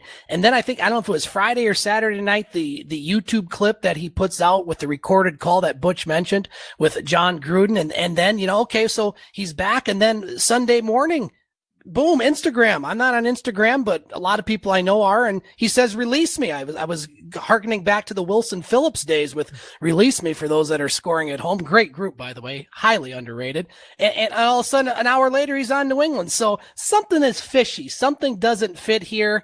And obviously, Antonio Brown has a very good agent and got him a very good deal. And the rich get richer. The evil empire that many call, I don't, but many call them the New England Patriots now have Antonio Brown. Maybe it's a good thing. Maybe it's not. EJ, we'll go to you before any final thoughts. Well, I'll start with this. Number one, I don't have any dishonest notions about the cryo chamber incident or his dislike over the helmet rule. I think that those were two legitimate points, but I do think that they compounded on top of the personality that is Antonio Brown and the way that he appeared to the Oakland Raiders. Okay. The second point that I'd like to address is that John Gruden can push forward criminal charges because in the state of California, it is up to 1 year in jail, or I believe it's $2,500 in fines, or 1 year and $2,500 in fines. However, there was an article released today that I read that said that John Gruden was aware and gave consent towards the recording, which I, speculation, do believe because John Gruden's a guy that wholeheartedly loves Antonio Brown, the way that he works and his work ethic. And I'll say, as a fan, I've watched Antonio Brown's workouts and his dedication to the game. I don't believe that there are many people that are better in football at the amount of work that they put in. I think there's a certain level of drama that comes with the player. Which alludes to my next point. If you're Mike Mayock, GM of the Oakland Raiders, you kind of knew what you were getting into with Antonio Brown. This is a guy that's a social media guru. This is a guy that's been on Shark Tank. This is a guy that's been pretty good with his money throughout the years and has created the boom and brand that is Antonio Brown. And I think he does that exceptionally well. So if you're Mike Mayock, you got to understand that when you bring in Antonio Brown, you're not just bringing in a great football player. You're bringing in a character and one of the biggest personalities in all of sports. I don't think that Mike Mayock and the Oakland Raiders handled the situation the best. I think that initially that first $53,000 fine and then what was it, the $219,000 fine for conduct detrimental to the team that they came out with, you got to understand, you can't put that on the kind of emotional player that Antonio Brown is. Now, when I get into him being an emotional player, there might be some, and I'm politely saying this, mental stability issues. I do see a lot of things that in my own experiences make me believe that maybe this is a guy that is suffering from a mental disorder like bipolar, and I hope that I'm saying that politically correct. I think that I hope that he gets evaluated because I do see some instability there and immaturity there. But Antonio Brown, at the end of the day, is still a great football player. And the Oakland Raiders, you got to understand what you have when you brought him on board. I think John Gruden did. I don't think Mike Mayock did. And I think that Antonio Brown should not be rewarded for this kind of behavior. I do credit his agent for doing a lot of good things. I know, Scott, I'm trying to wrap up real quick and get my last point in here, but I do believe that something must be done about the way that he tried to exit the Oakland Raiders and the direct intent that there was there, knowing that teams were interested, like the New England Patriots. That smells fishy to me. I believe that the first part of everything that happened in Oakland was honest and well-intended, and both sides just wanted to get the best of each other. But I think at the end it started to get dirty, it got cheeky. Antonio Brown and that group, him and Greg Rosenhaus, can't be rewarded for making this happen and the release me thing. But we're beyond that now. We're into the football season. Antonio Brown's a Patriot. It doesn't look like he's going to face criminal charges. We'll see how the rest of this plays out, but he's a heck of a football player, and besides the drama, I would love to have a talent like that on my team. 7:31 on ESPN 1400, the Twin Sault's only local, regional, and national sports show of the game. We're continuing our roundtable discussion. Myself, Dave McCaig, Butch Davis, and EJ Russell. Dave, your turn for a topic. We'll give Butch first crack, then myself and EJ. So, Dave McCaig, what's your thoughts on the world of sports tonight? I'm going to go the route of back to hockey. We're going to go back to hockey. Mitch Marner still remains unsigned. Hockey season around the corner. Training camp's about to get underway. What are you looking forward to as the puck drop to the season is about to get set and go? Butch, we touched on the Wings in your segment. NHL here a few weeks before it begins. What's your thoughts? Nothing. Absolutely nothing here. Right now, we're going to see a surplus of young kids coming into this league there because we got a lot of people who are not right yet. McDavid of Edmonton is not right yet there. He's going to have some type of relief on that particular team to spell him off until he's actually ready to go and play there. I just think we're going to see a great surplus of young players come into this league and surprise some people here. Hopefully the Red Wings have that going on for them where they can get those young players that they have stockpiled up there and get them to show some spunk for the fans of Detroit. But again, a lot of things going on in basically right now. A lot of lineups are not set, so I really can't comment and say who's who and what's what here. I kind of want to wait for the season to start, see what set lineups every team has, what they're going to do and how they're going to do it.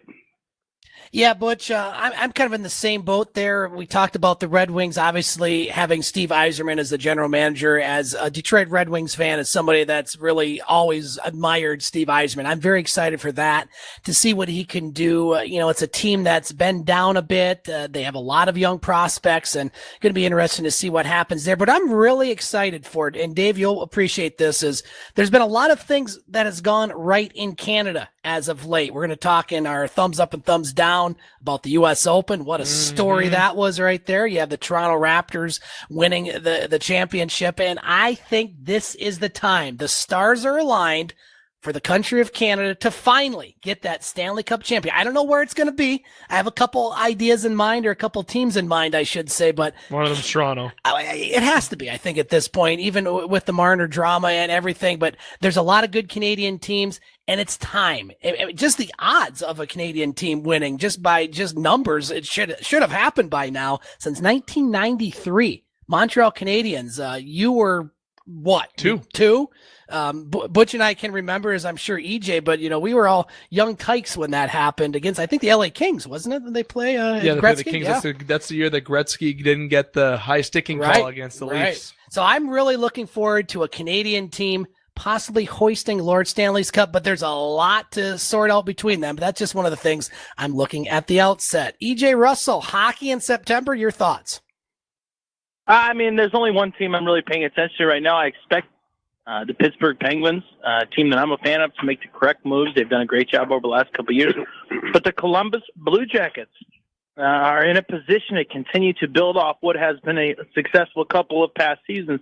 I understand that, yes, you were, one of the lower seeds in the playoffs this year, beating the best team in the NHL, Tampa Bay Lightning, in the playoffs. I mean, that was something you got to build off of. And I think they made the right move in signing one of the NHL's best young defensemen in Zach Werenski. And I think that they're going to continue to develop that team and make the right moves. At least I hope so. I'm curious to see how they look at the beginning of the season, keeping a lot of the same pieces together. As long as they can continue to build momentum as they have in the last couple of years, I don't see why we can't start to consider the Blue Jackets as a Stanley Cup contender in the next 2-3 years. Dave McCaig, your thoughts on your own topic before we go to Butch for his? You know what? I think Butch even said it really off the top there that I couldn't agree more. The young players are going to come in the league, and we were talking about in the first hour, Scott, with the college players. I'm excited to see some of the walk-on college players and some undrafted players get some opportunities this year. And there's a lot of players that could be named, so I won't go into all the names right now. But there's a lot of players that are going to get the chance to play. And the NHL, the way today modern hockey is, it's a fast, quick game. Gone are the days of the big hitting, the dirty hitting. Dirty hitting still happens, but you know what I'm saying, the old time hockey. It's more of that finesse game. And you know what? The goalies are heavily relied upon. And, you know, it's going to be a big year. If you want me to go to teams, it's a big year for Tampa Bay to show that they don't choke. You know, they finished the NHL last year, top in the league with a very impressive team. And they also had that same team this year, and they've added some good players to that squad. You know, Florida Panthers made a lot of good additions this year. I like Sergei Bobrovsky taking it. Speaking of Columbus Blue Jackets, you know, Korpisalo gets an opportunity net to be the goaltender there. And, you know, they have some young guys that get to grow. And from the Detroit side of things, and you have a team that's, you know, looking at teams like Boston, Toronto, and all that in your division. I think Detroit's not a playoff team by any means this year, obviously, but they're in that rebuilding mode. And I think Eisman's definitely the guy to help put you in the right direction. And the St. Louis Blues, can they come out and have a strong year? You know, they're last place in January, and they come out and win the Stanley Cup. Can the Los Angeles Kings rebound? They have a lot of older guys there. Are they going to go towards that rebuilding phase and trade out some of the veterans to try to move those heavy contracts? They're older players, but mainly going into the season, what I'm excited for, like I just said, was Butch right off the top. You said it with the young players coming in the league, but also what the Toronto Maple Leafs are going to do and what they can do. The Mitch Marner drama, Kyle Dubas was on Tim and Sid there on the Canada side, and he stated how he was positive. You know, he kept saying positive that Mitch Marner was going to get it done. I don't feel too secure about that, Kyle. I know this is a big negotiation for you. Definitely massive. And there's a lot of players that are awaiting the domino to fall with Mitch Marner. And my prediction was the end of August he'd be signed, and he still remains unsigned. So he can't miss games like Nylander did. Nylander missed half the season last year. He came back, and then he went to the Worlds. He tore it up, and he got hot a little too late. And that is the thing. If you miss out too much hockey, I don't care if you go play overseas or anything, it's not the same. So Mitch Marner contract has to get done. So I'm excited to see not only some of the young talent come in the league and some of the teams potentially rebound, but to see where the dominoes are going to fall as soon as the season starts. Rolling through the round table. Let's keep it going, gentlemen. We have time for probably two more topics. Let's go to Butch Davis for his topic. I get first crack, and then EJ. So Butch, what is on your mind tonight in the world of sports, sir? I'm going to say something about the NFL, but that's already taken, or maybe it will be before the night's out here. Let's just do a hypothetical way. Why did Dave Dombrowski get fired? Ooh, yeah, we talked about that in our segment. And Butch, I really think you hit the nail on the head when you said that Dave Dombrowski did a good job when he was spending a lot of other people's money and having the resources to do so. And another good point that Butch made in our segment was talking about, you know, Boston, they're not going to put up with not winning, despite winning the World Series last year. Can you imagine as a Detroit or Toronto fan to be in the position as a Boston fan right now? The Patriots, the Bruins, the Celtics, the Red Sox, all teams that have won in the last 15, 20 years. Some have won the last many times in the past 15 and 20 years. And I think it's just a combination of, what have you done for me lately? Boston fans, they're not going to put up with mediocrity. They're not going to put up with being 17 and a half games behind the New York Yankees. And so I think it was a combination of both points you made, Butch, on yours. And Dave Dombrowski lasted a long time with the Tigers, got him to the World Series. At least some of the players he got didn't win. Wins in Boston, but they struggled this year. He's out. EJ, your thoughts before we go to Dave and Butch? Well, here's my thing is you're an organization that expects success. Yep. And you came into this year with a very similar lineup that you did last year, and they've underperformed.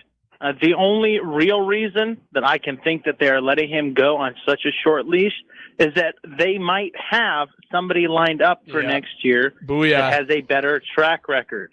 And they're going to be looking to bring somebody in that's interested in the position, that's going to bring them multiple championships. And when I say multiple, I'm talking about they're looking at consecutive titles and building the right team. Only thing that I can come up with is he was on a short leash because they're looking for an excuse to bring in someone that they're excited about. Dave McCaig, your thoughts on Big Dave gone in Boston? EJ, that was a mint point, my friend. Sure I was just about to say that. That was perfect. I honestly think the Dave Dombrowski was in a position where, like you guys all just said, they're expected to win. A failure is not an option. And despite his success there, Dave Dombrowski will not be out of a job too long, though. And then I keep reading the social media pages about Toronto fans saying, jump on this guy. Okay, listen, I love Toronto sports fans. Okay, I am one of them. Okay, taking off my whole sample. I almost said the same thing on this, Dave. Toronto should pick him up. There's a team that could use a guy like that. And you know what? I was going to say that because with the Toronto fans, we're all over the place, but this is one thing I can agree with. I'm not a Shapiro Atkins follower in terms of imagine the team that Dabrowski can build with the Blue Jays, with that young core coming up and what he can do. I think that'd be a good opportunity, but I don't think it's going to happen. There's going to be a lot of teams now that are going to line up for Dave. Dave won't be out of a job too much longer, but EJ couldn't agree more. There will be somebody, and there is somebody that the Red Sox will hire that are in place of Dave. Butch, great topic. Your thoughts on Dombrowski? Well, as far as Toronto's concerned, look out, buddy. Toronto has money, okay? And when it's money to be spent and get players that can immediately put an impact on the team, Dave Dombrowski is very good at there. He would be a very good fit in Toronto. I think the big reason that he got let up is it's the New York Yankees. You can't lose to the New York Yankees and you're Boston, okay? And that don't set in with the fans. That doesn't set in with anybody. Boston and New York hate each other's guts, and that's one of the reasons they had an excuse to get rid of him. I think another reason that we got rid of him is that Mookie Betts and also Martinez is going to want some big money, and I don't think the Red Sox want to pay that. I think the Red Sox would be better off either had maybe trading those two individuals this year before the trade deadline occurred to get their buffers all softened up, ready for the kill for next year. And Dave Dombrowski didn't come through with that. He kept both players on the payroll there. Now, they can go free agency. Mookie Betts, they won't get nothing from Mookie Betts. They won't get anything from Martinez there. So I think that's another big reason why they let him go. And the fact, again, that Boston don't like losing. They especially don't like to lose to New York. And for that, Dave Dombrowski does not have a job. He will be hired somewhere else. The perfect place for him to be is Toronto because Toronto will spend some money. Great topics, gentlemen. Let's take our final break on the game. When we come back, I'm going to have a question for the roundtable. Who had the worst Sunday yesterday as far as being a fan of a team? Butch and I, Dave, or EJ? That's a tough one. We'll get to that next, coming up on the game here on ESPN 1400.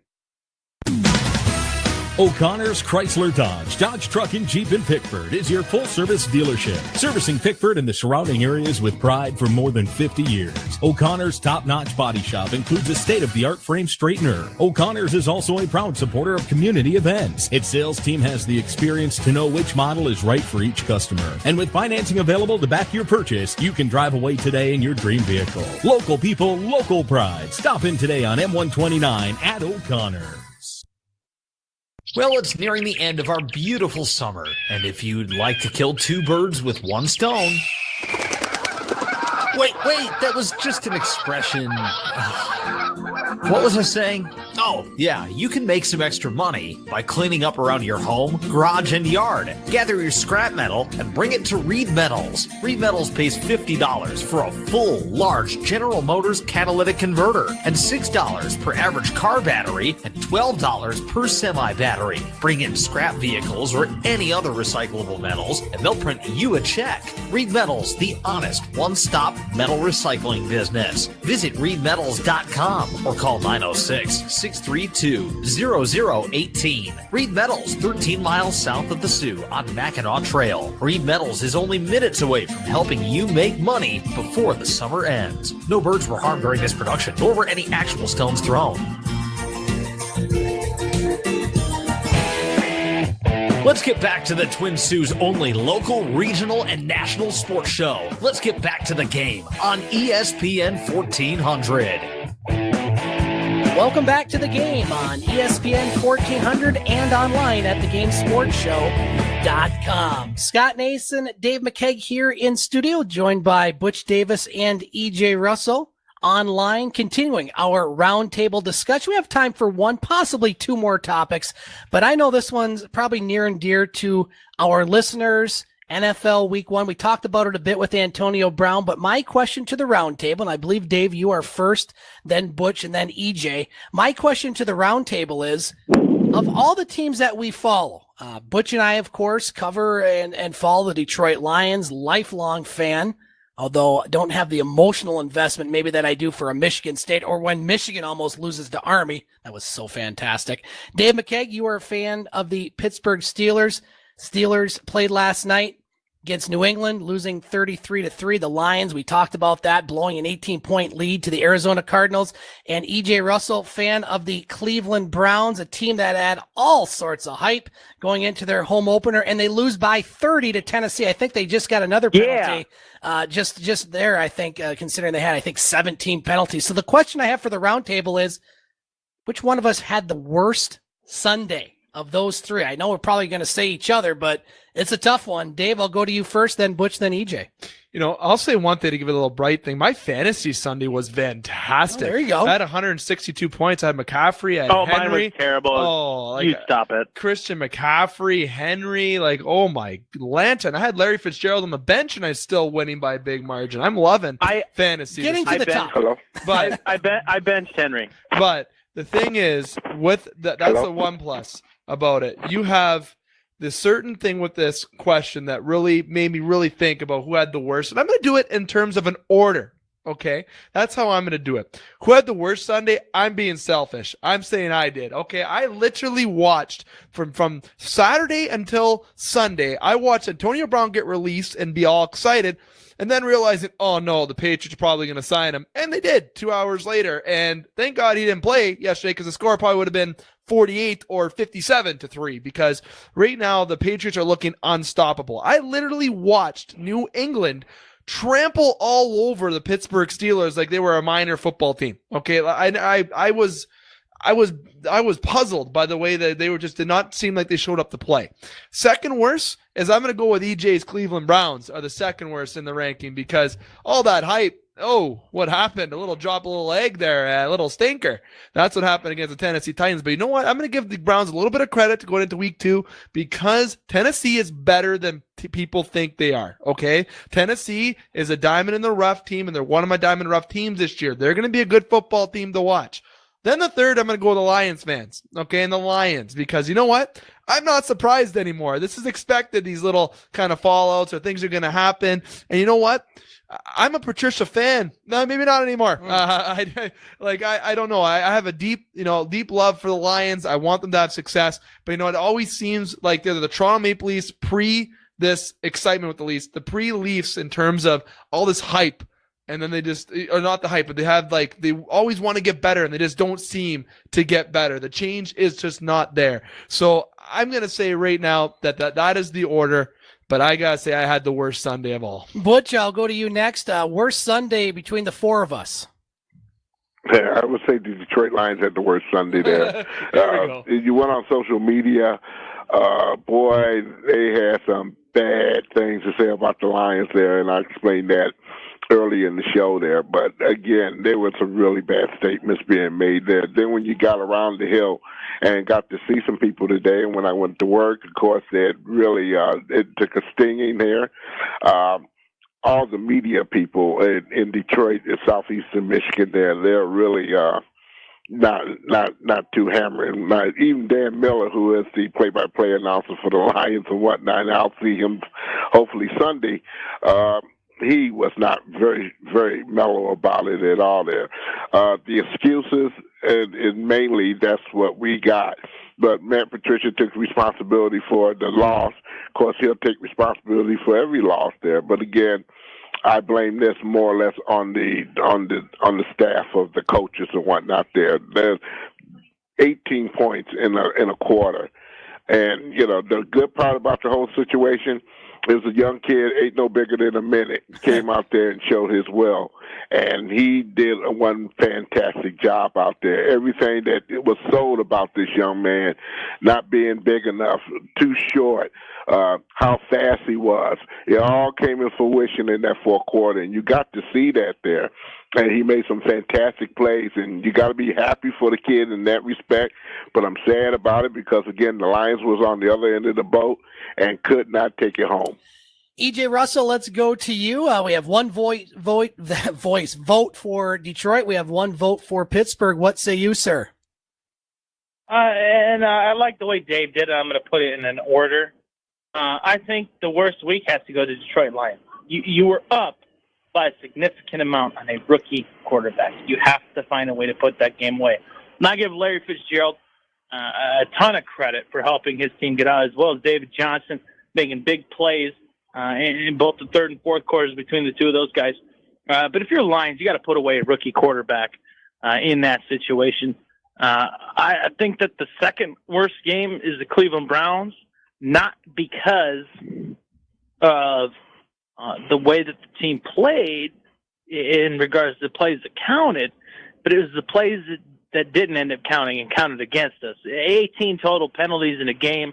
I think that there was too much energy there. I think that you saw an uncharacteristic play out of a guy named Miles Garrett punching another guy in the face. Luckily was not ejected for that.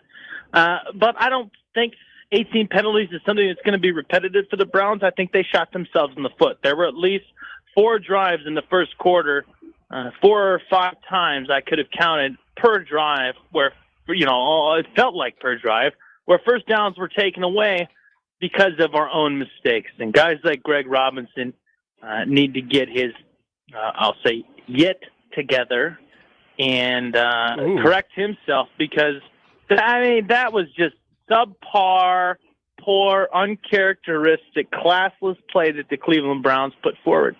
And the Pittsburgh Steelers, I'll say, had the best weekend out of all of those. And not only, and I know that, Dave, I hear you laughing here, but here's the thing, is that this is a team that's learning how to play without 2 significant players on their roster. And yes, James Conner did start all of the games last year, or played all of those significant downs at the running back position. But you're trying to place 2 of the greatest players, not just in Steelers history, but arguably 2 of the best players at their position in the history of this game. Le'Veon Bell, if he continues to produce the way that he did at the beginning of his career with Pittsburgh, will go down as one of the top 10 running backs of all time. And in my opinion, Antonio Brown is the second best receiver I've ever seen since Jerry Rice. Calvin Johnson's the only one that's better than him. Pittsburgh, calm down. You're playing the Super Bowl champions. They're returning. They're a good team. Not only that, but they're continuing to build. Pittsburgh, take a breath. It's okay that you got your butts kicked one time. It's the first game in the year, and I think that's what's important to remember for everything. I think the Lions, in an opportunity to win, needed to find a way to win. I think the Cleveland Browns need to correct the mistakes that they made and shot themselves in the foot, which is the number 2 reason, or the number 1 reason why they're the number 2 most disappointing team this week. Pittsburgh Steelers, take your loss, move on, continue to get better. You still have a great player in Juju Smith-Schuster. You still got Big Ben. Still got a great defense, and James Conner. Yeah, I pretty much agree with you, EJ. I think the Steelers of the 3 probably maybe the not the worst, because you're going to the defending Super Bowl champions home, and like you said, EJ, trying to replace a few players. So Pittsburgh, they may not be the best. Will they make the playoffs? Well, after last night, it looks pretty tough.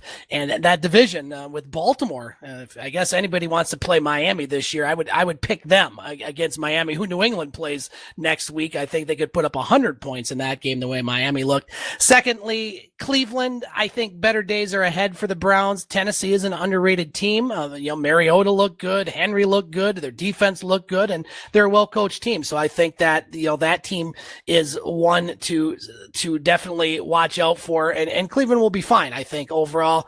But it's just the Detroit Lions and what they do. Talking with Butch, we talked about it earlier this hour. You watch that game, and as a Lions fan, I'm used to this. This is something that is not surprising. It's surprising when they play 3 quarters like they did before, as they should, against a team that was last in every offensive category last year, that gave up a bunch of points on defense, a rookie quarterback who had 100 yards after 3 quarters, and then the Lions do what the Lions do. They remember, in fact, they are the Detroit Lions. Somehow they forgot it for 3 quarters and didn't, and just the timeout. Only the Lions can do something like that when the game is ready and be salted away. Butch hit the nail on the head with the coaching staff, not trusting the players. My goodness, if you can't trust Stafford, and I'm not a big Stafford fan, but one thing he does is manages the game pretty well. They call a timeout. The Lions lose. Well, they don't lose. They tie, so they got a point, but they were definitely the most frustrating team of the week. Gentlemen, we got about 4 minutes left for our thumbs up and thumbs down. Dave, we'll go to you first, and then Butch. I don't want to steal your thunder here because you said what it was going to be, so I'm hoping it's okay, Scotty. I'm going to go thumbs up to Andrea Adrescu, or Bianca Adrescu. Sorry, I don't know why I say Isaiah there for a minute. Bianca Adrescu. Okay, coming the first Canadian to win a major. You know, she's young. She beat Serena Williams. You know, all around fantastic. 19 years old, accepts a check for approximately $3 million plus and change, and to go party up in New York, even though she's underage. You know, she glad you pointed that out. You know, but the thing is, you know, she wins such a good precedence for Canada, 5th ranking in the world now. Bianca is bringing the world of tennis to Canada, and I am loving it. It was a great matchup. Butch and Dave and EJ, this just in, Bianca just signed with the Clippers. Oh. Sorry, joke. Anyway, your thumbs down. Oh my God, that hurts. Too soon? That hurts a lot. Oh, Kawhi Leonard's giggling somewhere. Now, thumbs down for the week. I gotta go to Antonio Brown. I'm sorry. I had enough of that guy's nonsense. I can't. I'm just happy he's not a Steeler, or am I? I don't know fully yet, but thumbs down to Antonio Brown. Butch Davis, your thumbs up and thumbs down for the week, sir. Okay, thumbs up for Matt Patricia, okay, who I guess took responsibility for the costly timeout that he took. And although he didn't make the timeout and he looked very sad when it happened, he took responsibility for it. Hopefully next week he get it together against the Los Angeles Chargers. Thumbs down for Matthew Stafford, who tried to throw the game away. However, the Cards, Tremel Brock, dropped the ball, and we know the Cards have a very good, capable kicker in Gonzalez. They had 5 seconds left. They would have won the game, and I didn't say that because I'm trying to be a very nice guy here about it, but the Lions, they dodged the bullet in that. EJ, real quick, your thumbs up and thumbs down for the week, sir. Thumbs up. I really don't have a thumbs up this week. Nothing overly impressed me, but thumbs down for the week. I have to give to the Oakland Raiders, and not just Antonio Brown, all of them as a whole. Antonio Brown was wrong. Mike Mayock was wrong. I think the only positive throughout that whole situation was John Gruden believing in his player and continuing to be a great coach and trying to be a great coach and quite the player's coach that he is. You know, I'll give John Gruden a thumbs up because I think that he did the best that he could.